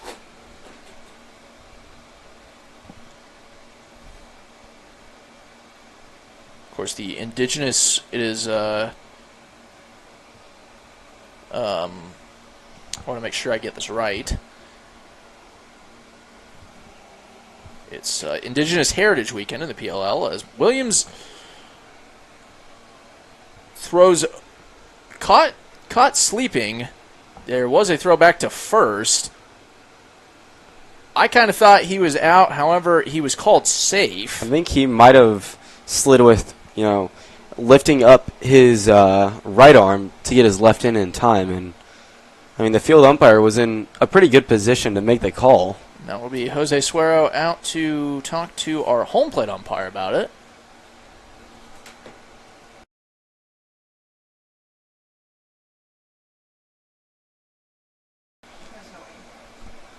Like Gronkowski.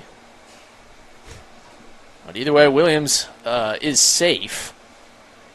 Safe is the call, so the count 2-1, and I think as that pitch goes high, the count now 3-1. I think that Williams has got to be feeling pretty fortunate that he either was called safe or got around the tag. And he goes now, and it is called strike 2, and was a check swing, but yep, Williams, I didn't think I saw a call from the field umpire. He did say that he went. No, I know that, but the call, Williams did steal second base, and the count is full to Johnson. The payoff pitch hit straight to Allman at first, who just tags the bag. However, at will advance Marquis Williams to third base. We'll say he did do the job. Obviously, getting it on the right side, he is known to, at least in this game, he has been known to pull the ball.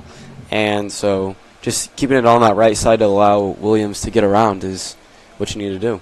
And Andrew Brubeck is the next batter in. He fouls off the first pitch that he sees. The infield is back in. Strike 1. Yes, it is. Looks like all 4 infielders either right up to the grass or in the grass.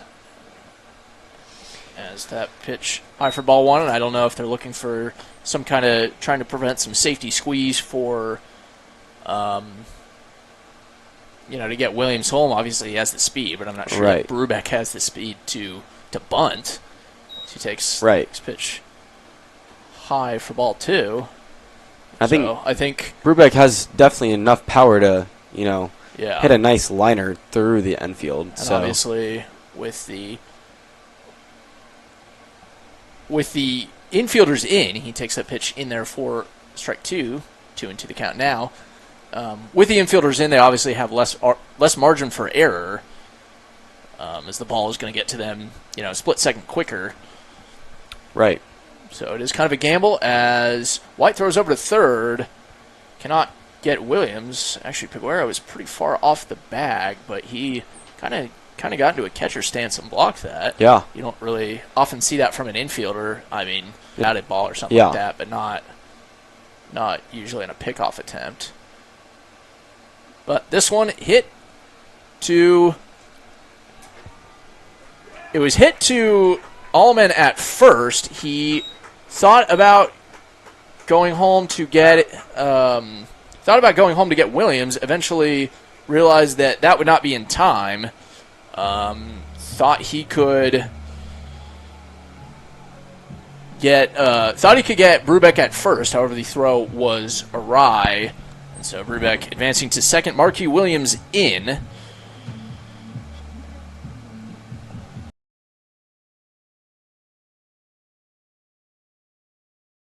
So first baseman number 5, Kendall Rivero. So it will be an error is how it is scored, how that last play was scored. And the first pitch that Kendall Rivero sees is in there for called strike one.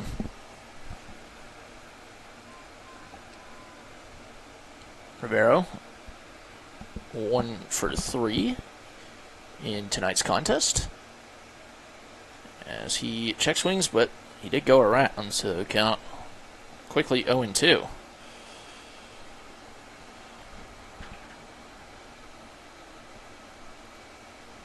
The 0-2 not gonna come just yet. White wheeled around to try and catch Brubeck and could not find him.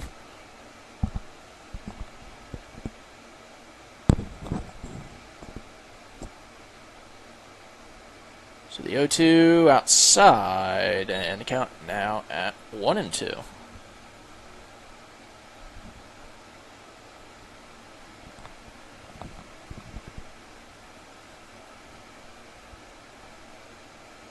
The 1-2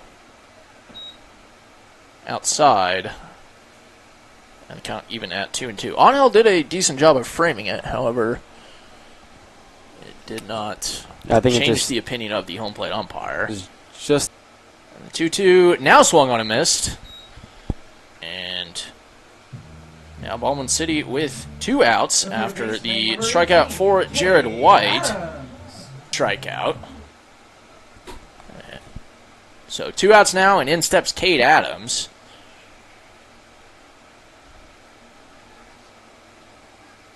Adams also 1 for 3, takes the first pitch down the heart of the plate for strike one.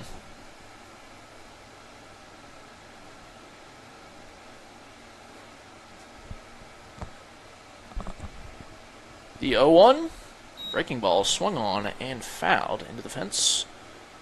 The Blues obviously getting 1 already in this slot of the game, but it would be nice to see Cade Adams find some outfield green and get one more at least insurance run while scoring Brubeck. Fouled off.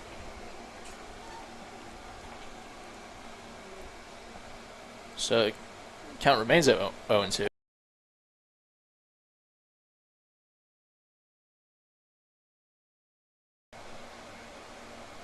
White throwing back to try and catch Brubeck at second base, however cannot find him.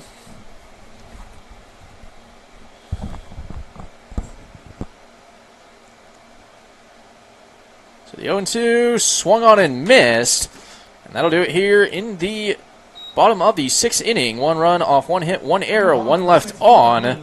Baldwin City extends their lead back out to 2. We will take a break before coming back with the top of the 7th inning.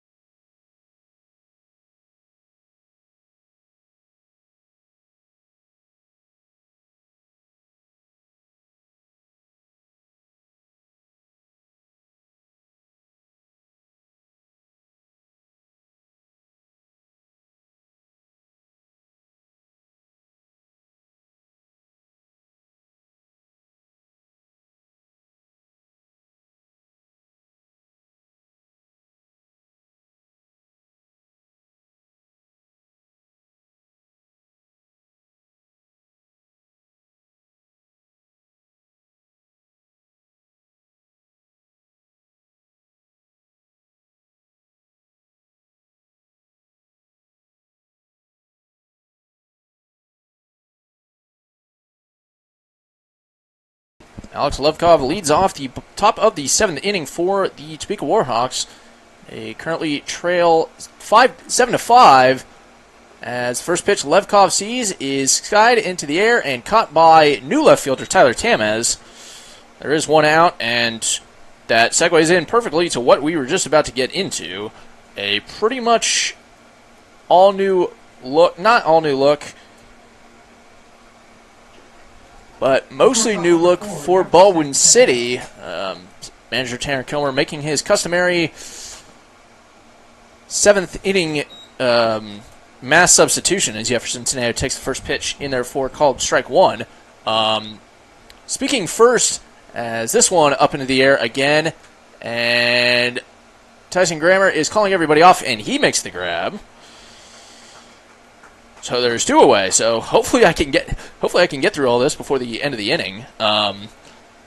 So Kyan Gus is the new pitcher. He replaces Caleb Welshire. Austin Rocha replaces Kendall Rivero at first. Hudson Ivey replacing Jackson Evans at second. Logan Groh remains at short. Andrew Brubeck remains as the catcher. Tyson Grammer replaces Cade Adams at third. Tyler Tamez in for Brennan Johnson in left field. As first pitch that Joel Peguera sees is a strike. That is Grant Simblick in for Isaiah Garcia in center field as Peguera is going to rope one into left field, and he's on with a a 2-out single.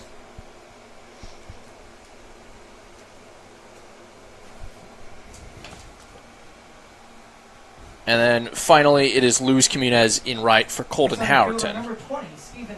So going through the lineup again, pitching Gus, catching Brubeck, first through third, Arocha, Ivy, Grammer, Logan Groh at short. Outfielders left to right is Tamez, Simblick, and Comunez. The first pitch that Stephen Fermin sees is high, low for ball 1. Well done. Okay. Well done. I think all that is clear. Can you repeat that for me one more time? As Peguera will go, the pitch is a strike and safe is the call.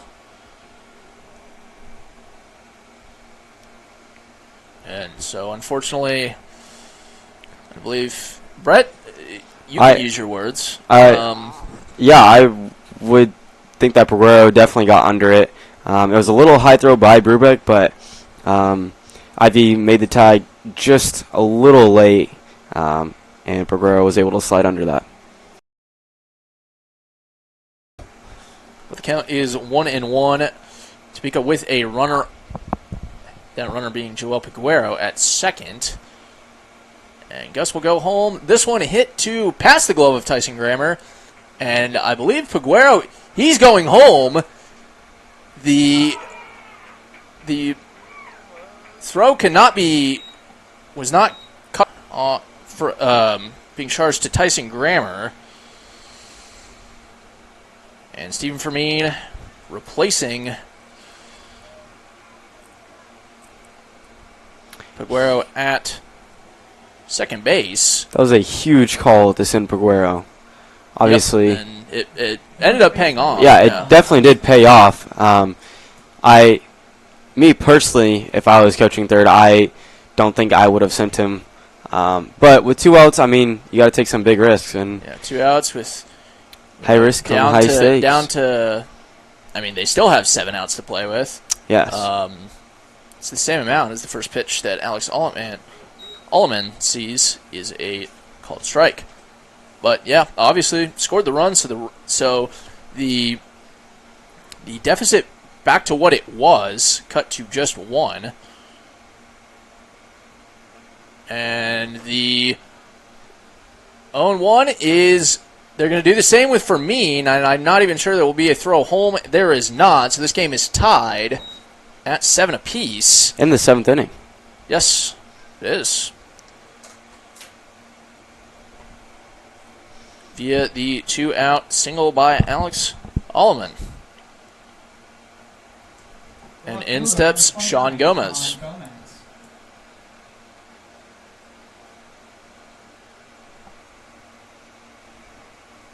First pitch Gomez sees is a called strike. And I wouldn't necessarily say that Kyan Gus is having a bad performance either. He's keeping him around the plate, mixing speeds, mixing pitches, but the Warhawks are just able to connect a little bit with his pitching style, and it's converted into a tie ball game. Yep, 2 hits and an out, or 2 hits and an error as that pitch is low for ball 2, is how the reached base. 2 outs, I believe, as well, right? Yes, the first 2 outs were retired. So now, as that pitch goes wide, count out 3-1, you kind of, maybe if you are Baldwin City, you start to press a little bit and, because... Maybe get a little risky with your... 3-1, hit up into the air, into center field, and it will be Grant Simlick laying out to catch it. He cannot, and so Alex Alleman is going to score to first, and then we're going to have a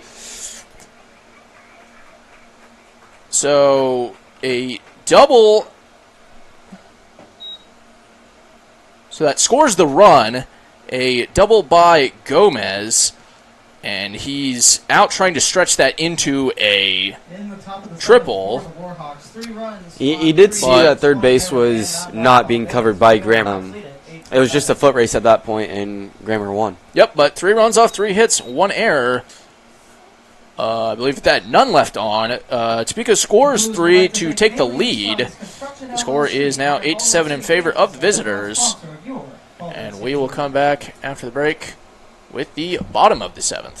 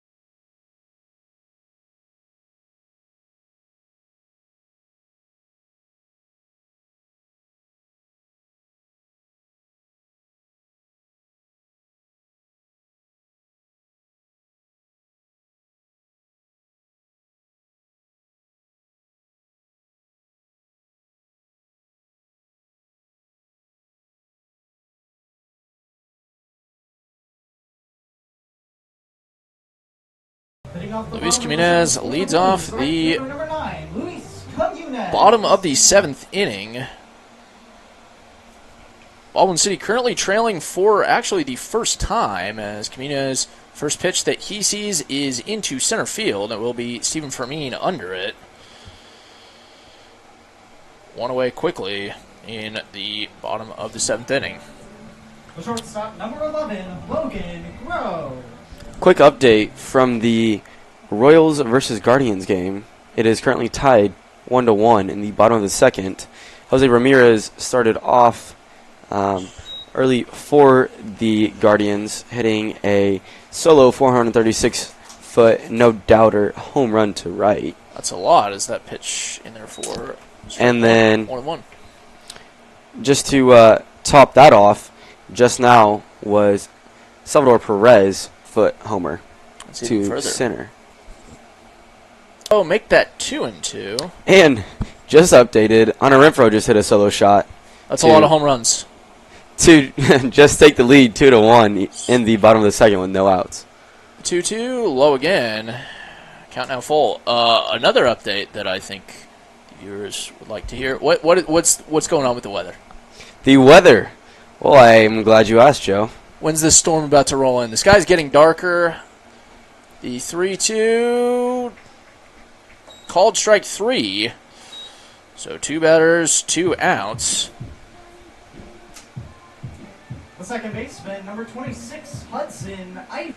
As I said before, Baldwin City trailing for the first time in this game. They scored the first run in the bottom of the 1st and were either tied or winning for the most of the game up until the top of the 7th, where Topeka plated 3. So it has been Ball in pushed there back. for called strike 1. Has been pushed back, Joe, to 8:40 now. Okay. The 1-1 is going to be out of play. To the 10 on the third base side. So it does seem like we have about an hour and 10 minutes, or an hour and 5 minutes The 1-2 fouled off again. before this I would starts imagine coming with in. a little over 2 innings to play that we'll probably get the rest of that game in. I sure hope so. If we were starting at 7, there was no chance. The 1-2. Yes, the heat of Hi. the brew is supposed to start around 9. The what? The good old red center, you know. Oh, is the, that what that's? the medium yeah. rare, as I like to call it. The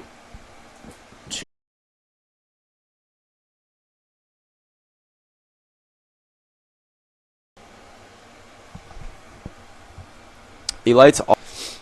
They are, as the 2-2 is and a little outside. Count now full.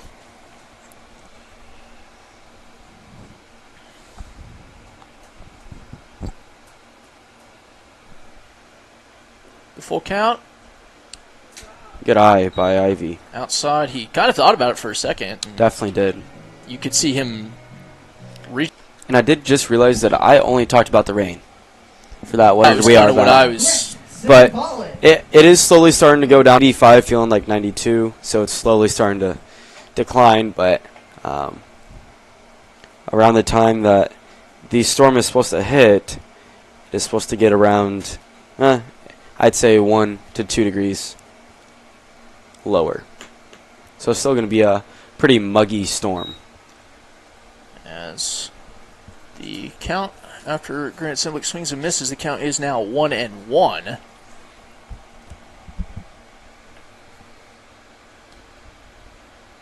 Make that 1-2. Good breaking ball by White. Nice breaking ball by Jared White.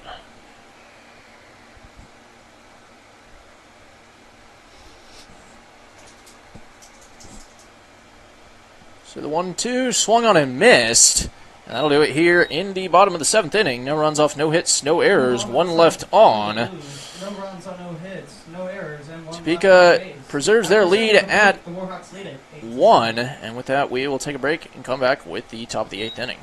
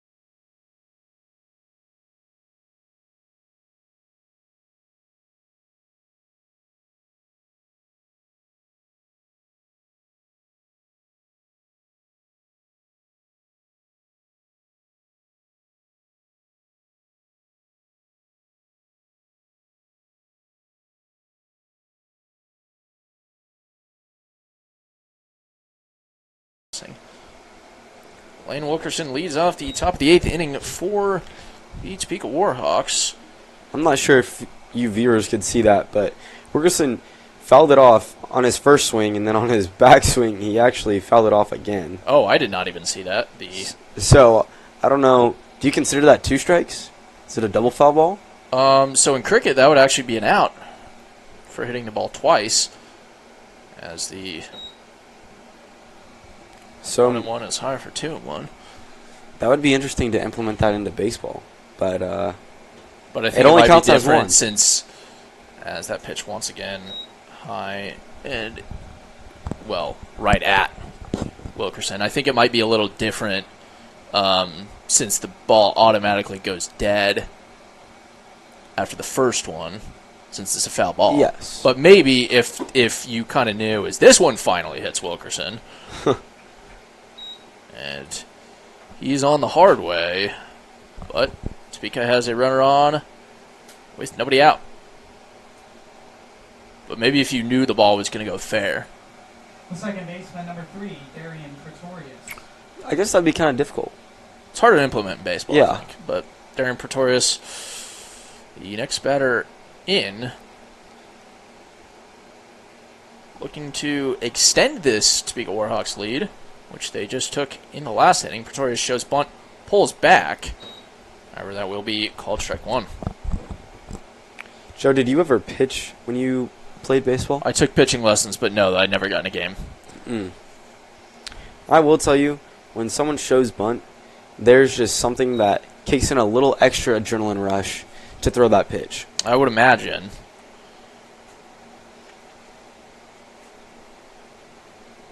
As the count is 1-1. Gus throws over to Wilkerson at first.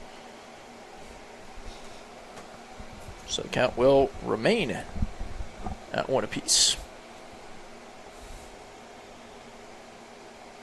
1-1. Hit into left field. And Darian Pretorius with his first hit of the game. I always say this, Joe, and I'll And keep runners saying on it first and second. till the day I die or it happens. But it A is triple set up play? for the Number triple 8, play. Damian Angel. That'd be interesting. I feel like it could happen, but obviously, everything, it feels like with a triple play, Damian Angel is the next batter in. The first pitch he sees is high for ball 1. Feels like for a triple play for the batter and base runner, or just a combination of the two. Yes. There's a reason they're so rare, is that pitch is high for ball 2. Look at all the major leagues triple plays, designed up play. No, it is not, as that pitch hits Angel. So the bases are loaded with nobody out. Popped up, or popped up to an infielder or some sort, and it's caught. Then runners don't know what the situation is, or they got deked, or something of that sort. So it's not really a common, all right, throw it to third, throw it to second, throw it to first, all around the horn. But Yep. So we're going to have I'm not sure what's going on. I think Wilson Comer is going to have a talk with the home plate umpire. I'm really not sure about what. Nothing out of the ordinary play. So I'm not sure what Kilmer sees. Into a mound visit, and so maybe he was just telling the home plate umpire that it is a mound visit, But anyway, we're going to take a break while the visit goes on.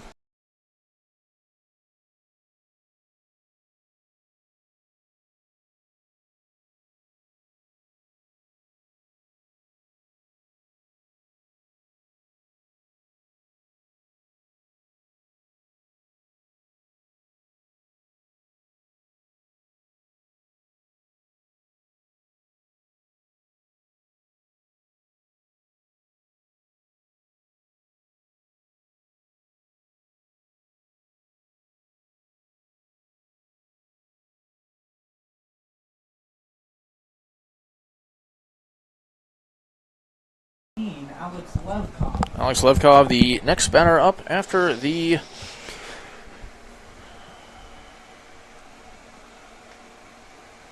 mound visit. As first pitch he swings is a swung on and missed.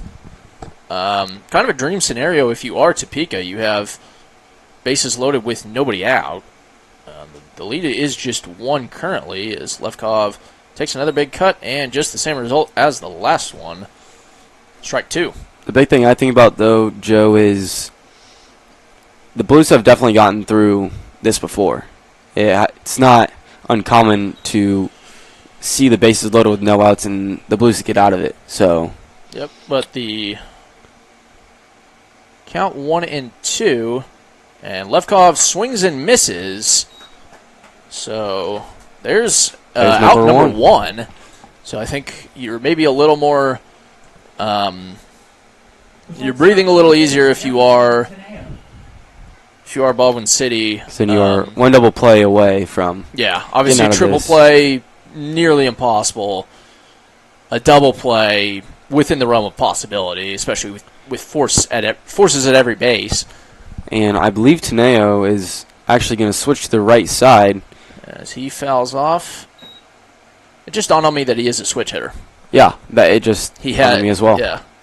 And he shows bunt and actually goes through with it, fouls it off, so the count is 0-1. Because I believe he batted his first 2 at-bats were as a lefty, yeah. Lefty, yes. But now maybe on the right side of trying to avoid a lefty v lefty matchup. I've always wanted to be a switch hitter. I could hardly hit as a lefty. I don't think I could do it as a righty. So I was definitely one of those base hit hitters, but the OBS was there, but that just misses for ball 2. Ball 2. Yep, count 2-1. Yep, I could never do it, and it's one of those things where it's like any time. That pitch roped foul right, probably about a good yard before third base, and that definitely would have scored 1 if the base paths were about 5 feet wider. Yeah, and the only thing that I'm thinking, if we're looking at situational, is Teneo is a pretty quick guy. And so Wilkerson will score from third, and everybody just moves up 1. The third baseman, number 11, Joel Paguero. And in steps Joel Paguero. Topeka's lead now at 2.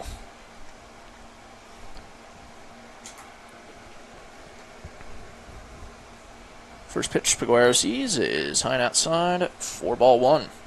Would like to point out that it is 9-8-7 on the scoreboard. It is. As Paguero hits one into left field, and this will be home run number 2. And it will be a grand slam. Paguero, and a grand slam extends Topeka's lead from 2 to 6. They now lead 13-7.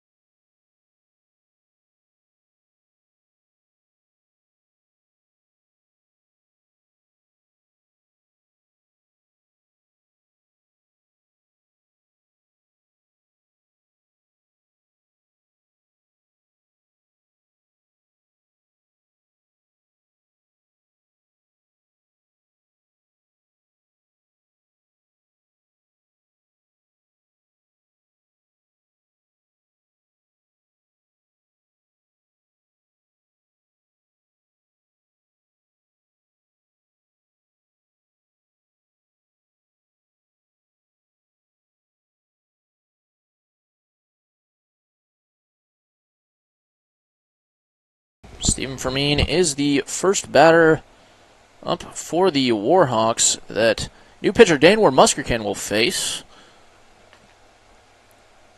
The Warhawks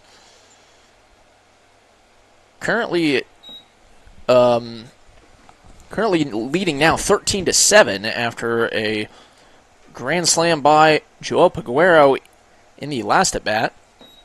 Next pitch that Stephen Fermin sees is a ball, so the count is 1-1. Paguero with 2 home runs, and I think if we had to give a player of the game out right now, it definitely would be him.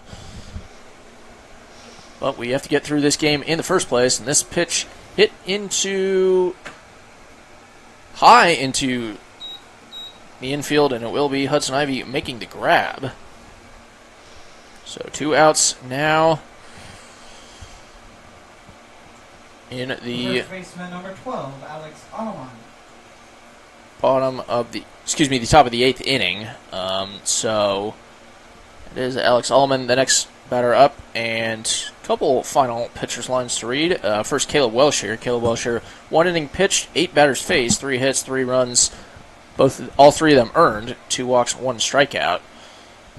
Now, Kai and Gus, we will read after Alex Alleman.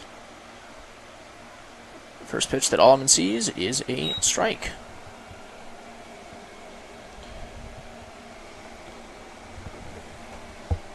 So, Kai and Gus's final line, 1 1/3 innings pitched. Next pitch to Alleman. Low and in for ball 1. 1 1/3 inning pitch, 12 batters faced, 6 hits, 8 runs, 5 of them earned, 1 strikeout, 2 hit by pitch, no walks. Now it is on to Danwar Muskerkin and Alex Alleman fouls that one off, so the count is now 1-2. It is crazy to think, Joe, that in the earlier part of this game, the Blues were winning 6-2. Yep, and it's pretty much been the momentum ever really since as that pitch hits Alleman. Ever since Jared White came in to pitch for the Topeka Warhawks, the momentum's kind of really all been in their favor. For sure. White's only given up, I believe, 1 run, and it was not even earned. And yeah, I would agree. And they've scored, and since he's come in, he's had. I think they've scored. They slowly started to inch as the game progressed further and further, but then in this inning, obviously they've exceeded that inching. They've really broken that apart. And yes. That pitch in there for called strike 1. Yeah, Topeka has now scored 11 runs across the last 3 innings from runs. Three each in the 6th and the 7th, and now 5 so far here in the 8th. See if that. And I feel like as we look at all these teams in the Mid-Plains League, I think that they all don't really give up. I know we talked about how the Midwest A's always are in it to the last pitch or the last out of the game, as they've shown that against the Blues in a couple games this season, trying to make a solemn comeback. But, I mean, any of these teams, I feel, have the urge to come back and make a decent chance to win each and every game. Yep, the count to Sean Gomez is 3-1. Topeka will have a runner in scoring position, and then I thought we were going to have a mound visit. Nope, no, we're not. Tanner Kilmer walked out of the dugout, and I think he was thinking about a mound visit and has decided against it. We were talking about how we thought that we were going to get through that or whatever to the Storm, and maybe it's pushed back a little more. But yes, as the 3-1 swung on a miss, so the count now full. I'm not so sure now. Wouldn't be surprised if we're here for another 45 minutes to an hour. That is the case, as the payoff pitch is definitely fouled, and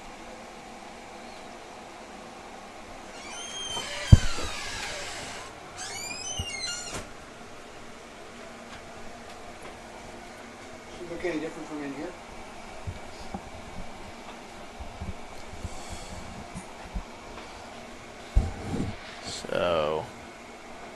is gathering himself and ready to go.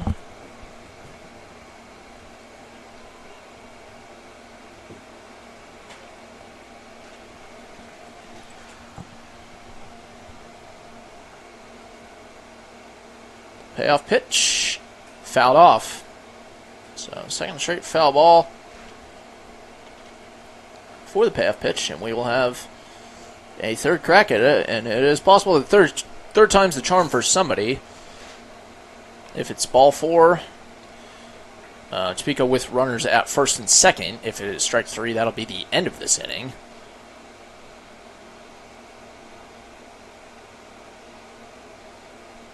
And the payoff pitch. And that ball is off the wall. Allman will score from first. And Topeka has now doubled Baldwin City's run total. It is 14-7. And all these runs, I think that is 6 of this half inning. 7. That will be 7 of this half inning. 6. For some reason, I had it wrong in my head. It was 6 in the last 2. 6 now. So, of these 6, they have all been taken care of with 2 outs, as we found before that. Actually, that is not true with 1 out.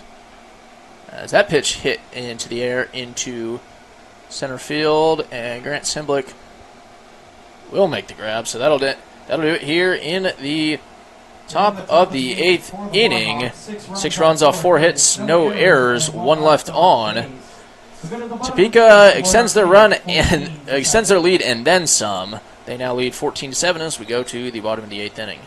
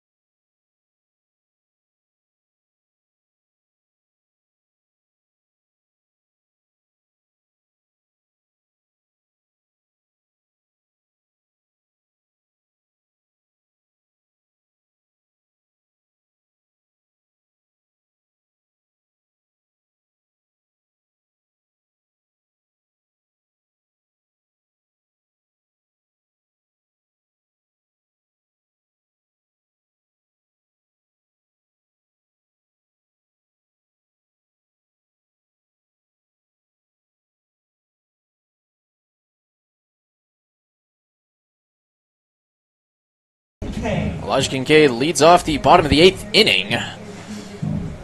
Baldwin City currently in quite the deficit. Topeka putting up 6 in the top of this inning. That's the first pitch Elijah Kincaid sees is inside for ball 1. So Topeka in the top of the 8th inning, extending their lead from 8-7. 1-7. I'm saying the lead was 1. It's now 7. Oh, yeah. Yes. That the last pitch by Kincaid fouled off, so the count now 1-1. Yes, it was 8-7. It is now 14-7. As that pitch is low and away, and should the game go final as it is, I believe the win would be Jared White and the loss would be charged to Kai and Gus.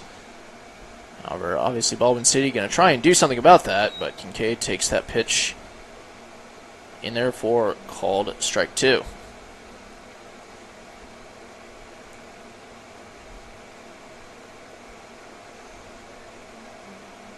The 2-2 fouled off, remain there at 2-2.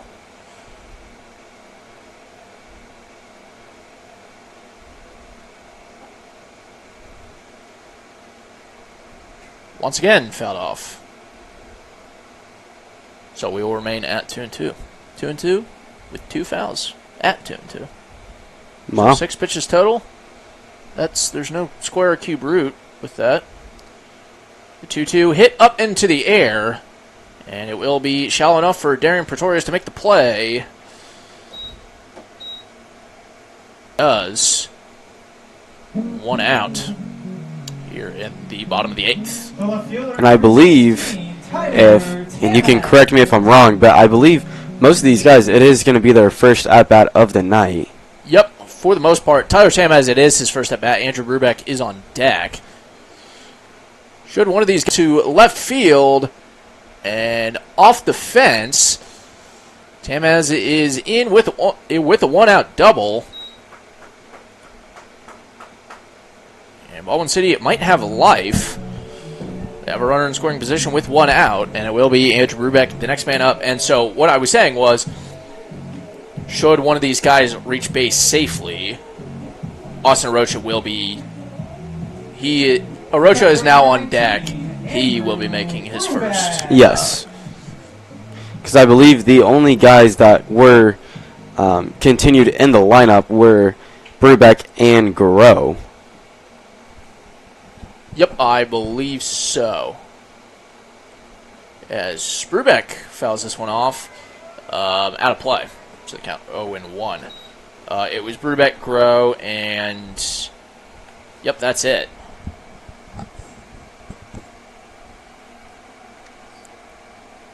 But the count is 0-1 to Brubeck. No stranger to power hitting. That was a home run. So he sits on that one.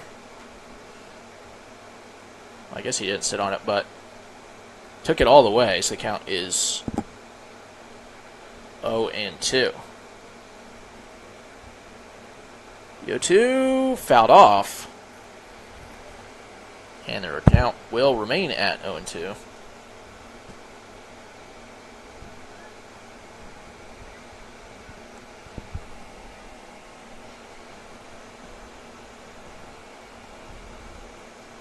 The 0-2 swung on and missed. So Brubeck sat down by Jared White. Make that strikeout number 7 for White. And Austin Arocha will step in with 2 outs. Baldwin City trying to at least get 1 back to lighten the load as much as they can in the 9th inning. All of a sudden, Joe, it kind of looks like a football score. It does. As that pitch past the glove of Angel, and Tamaz will take third.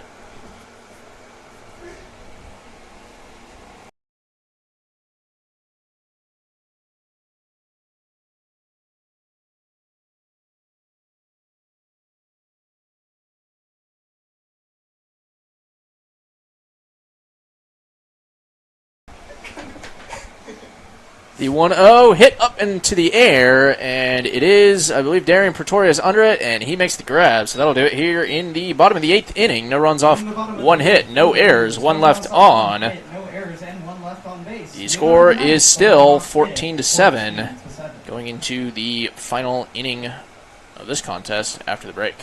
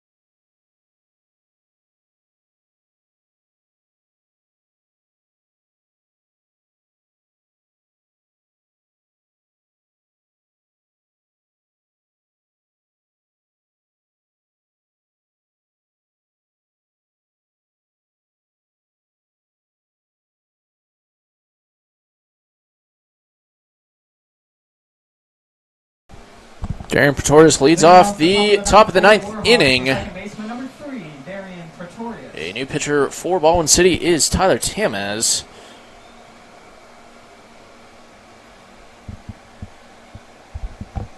And the first pitch to Pretorius from Tamez is swung and a missed, so the count is 0-1. So Tamez comes from left field. Designated hitter Elijah Kincaid replaces him there. That's the 0-1. Down low for 1-1. So Tamez is now the sixth pitcher for Baldwin City, where Muskerkin, the most recent to be substituted out. We'll read his final line after the pitch, which is in therefore called strike 2. Well, Muskerkin 2/3 innings. 4 batters faced, 1 hit, 1 run. That run was earned, and then 1 hit by pitch.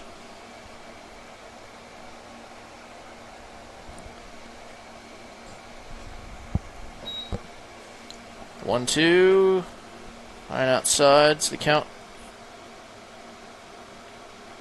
Tracking back to the Royals game, The count is now full. Vinny Pascantino hit a 1-run single grounded to right.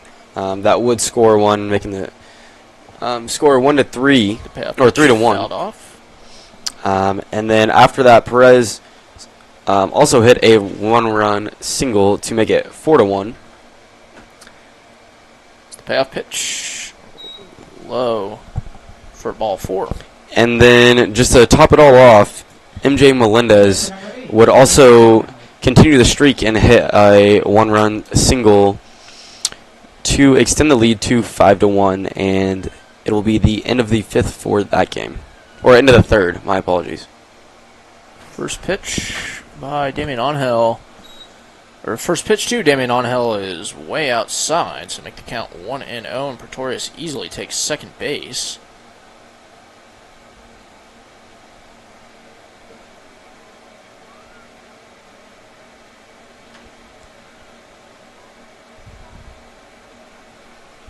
One and 0 in there. So the count now 1-1.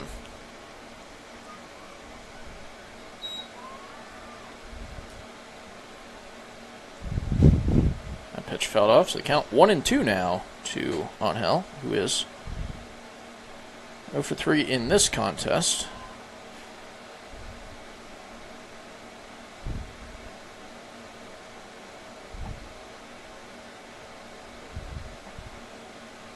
Pitch upstairs. The count now 2-2.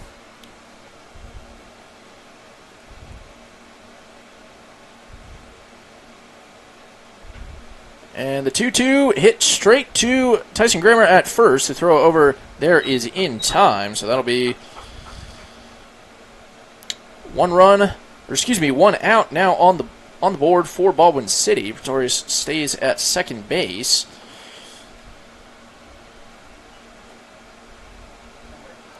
And we have a pinch hitter. It was Alex Levkov. It is now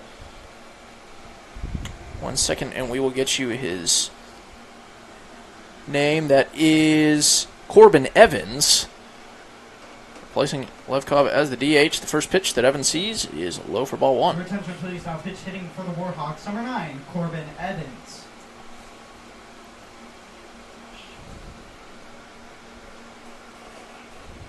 Evans' pitch is hit straight to Tamez at second.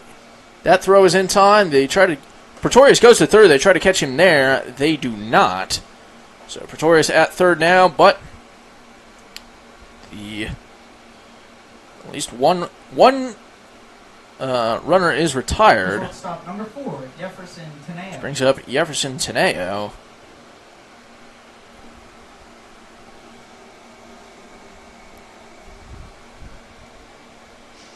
Who swings at the first pitch, and it's foul. And would that be fair to say that if it was fair, it was gone? He got quite the pop off the bat. Yeah, I was going to say the angle was there. That went foul in a hurry, so kind of hard to measure. But the count is 0-1. Make that 0-2. I think it would have been gone. I think so. At least would have been close, for sure.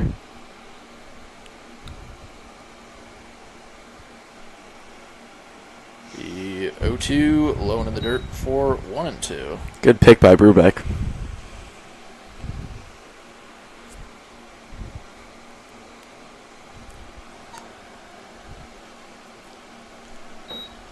The 1-2, foul on the first base side.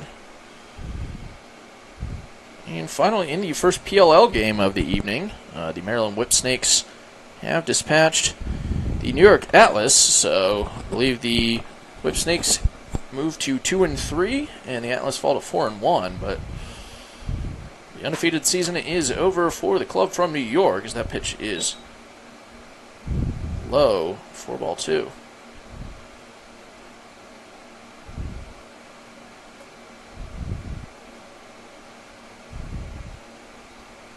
The 2-2 hit up and into the air. This ball is fair. Tyson Grammer is under it, and he will make the grab. So that'll do it here in the top of the 9th inning. No runs off, no hits, no errors. One left on. Topeka still leads 14-7. Baldwin City has 3 outs to score 7 or 8 runs. We'll see if they can do it after the break.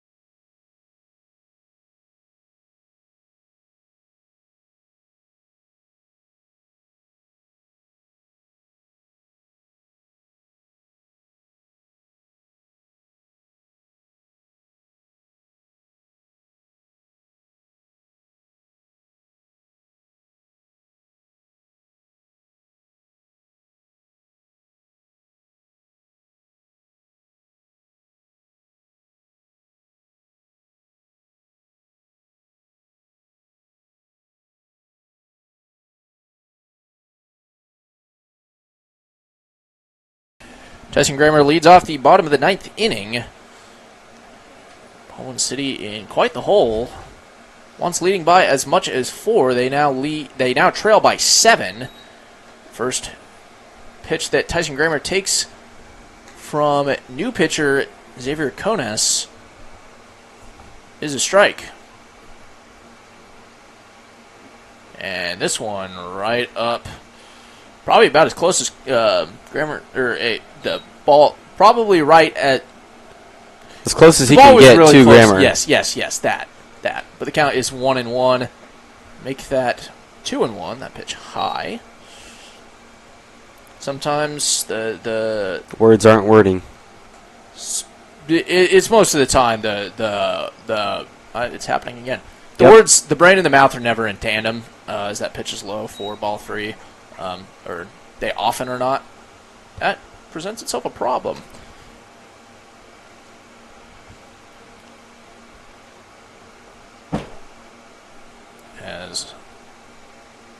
Do we count a flinch for that? I pitch in there for it, called strike 1. I personally did not flinch with that Well, you know what I foul did? ball from the other I did. field. Yeah, a foul ball hit our press box, and I feel like that is a different case. I feel like that's double because No, it's not even it's coming at not. us. Yeah, but when you get startled, that's different. As the payoff pitch is low for ball 4. I feel like that's different. That's different. I mean, it's definitely different. It is different. And Number 9, Luis we're going to have a... Jimenez. Luis Jimenez is the next batter up. We're going to have a pinch runner for Tyson Grammer. It's Ford. It's Jaden Ford replacing Grammer, and hopefully I can find his... As this pitch by Jimenez is hit straight to Lane Wilkerson in right field. So there is one out. Now as Harrison Loudon. Pinch hitting for the Blues, number 44, Harry Loudon. As Harrison Loudon coming in for his first batting appearance in a while. Has thrown a couple times in the last week as Jaden Ford goes. And he is into second base in time.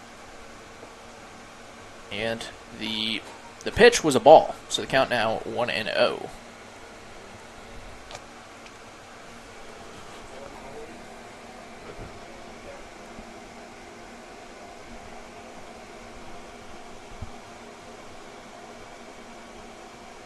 The 1-0 up and in. Countdown 2-0. So Baldwin City with a runner in scoring position. So obviously, if they want to start the comeback, baby steps. Starts with a runner in scoring position. We'll see what they can do with it as the next pitch to Loudon. Outside for ball 3.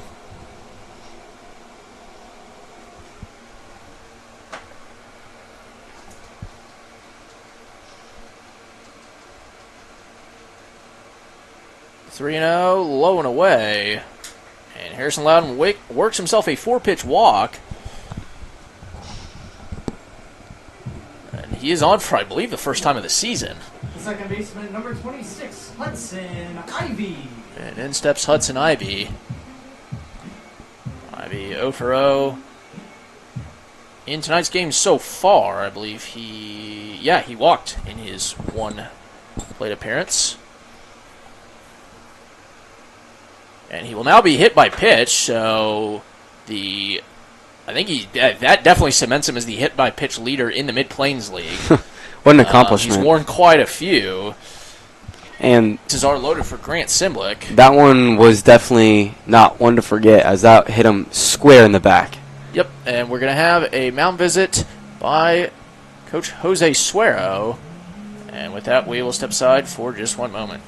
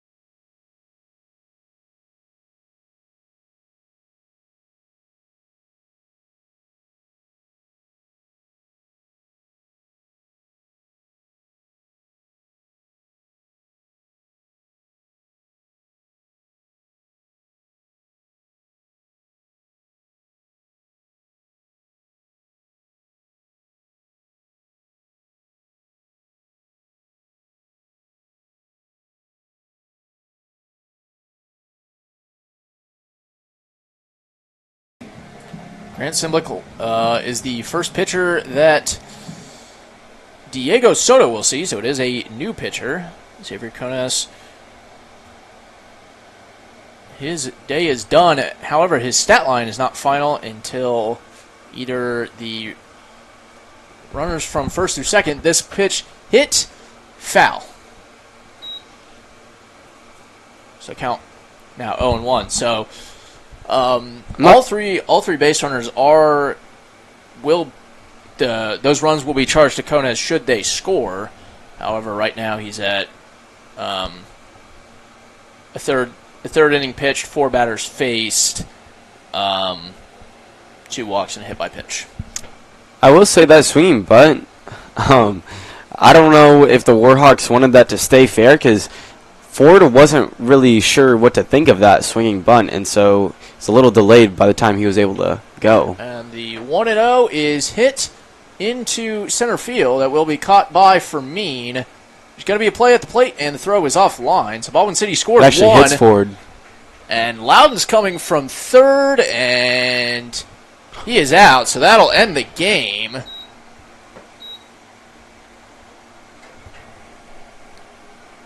And I believe Loudon thought he was safe. But that'll do it. The Topeka Warhawks 14 and the Baldwin City Blues 8. Both A teams will be back in action tomorrow an unconventional night in Topeka at Homer Sports Park starting at 7 p.m. The Blues will be back at home on Monday as they take on the Junction City Brigade starting at 5 p.m.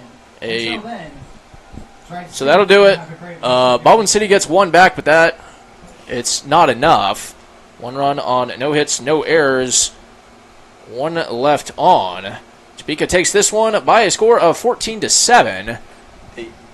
14-8. They come back, and despite Baldwin City was ahead for a lot of that game, Topeka putting 12 runs on the board in innings 6 to 8 really killed Baldwin City, as Baldwin City falls to 6-9 in league play.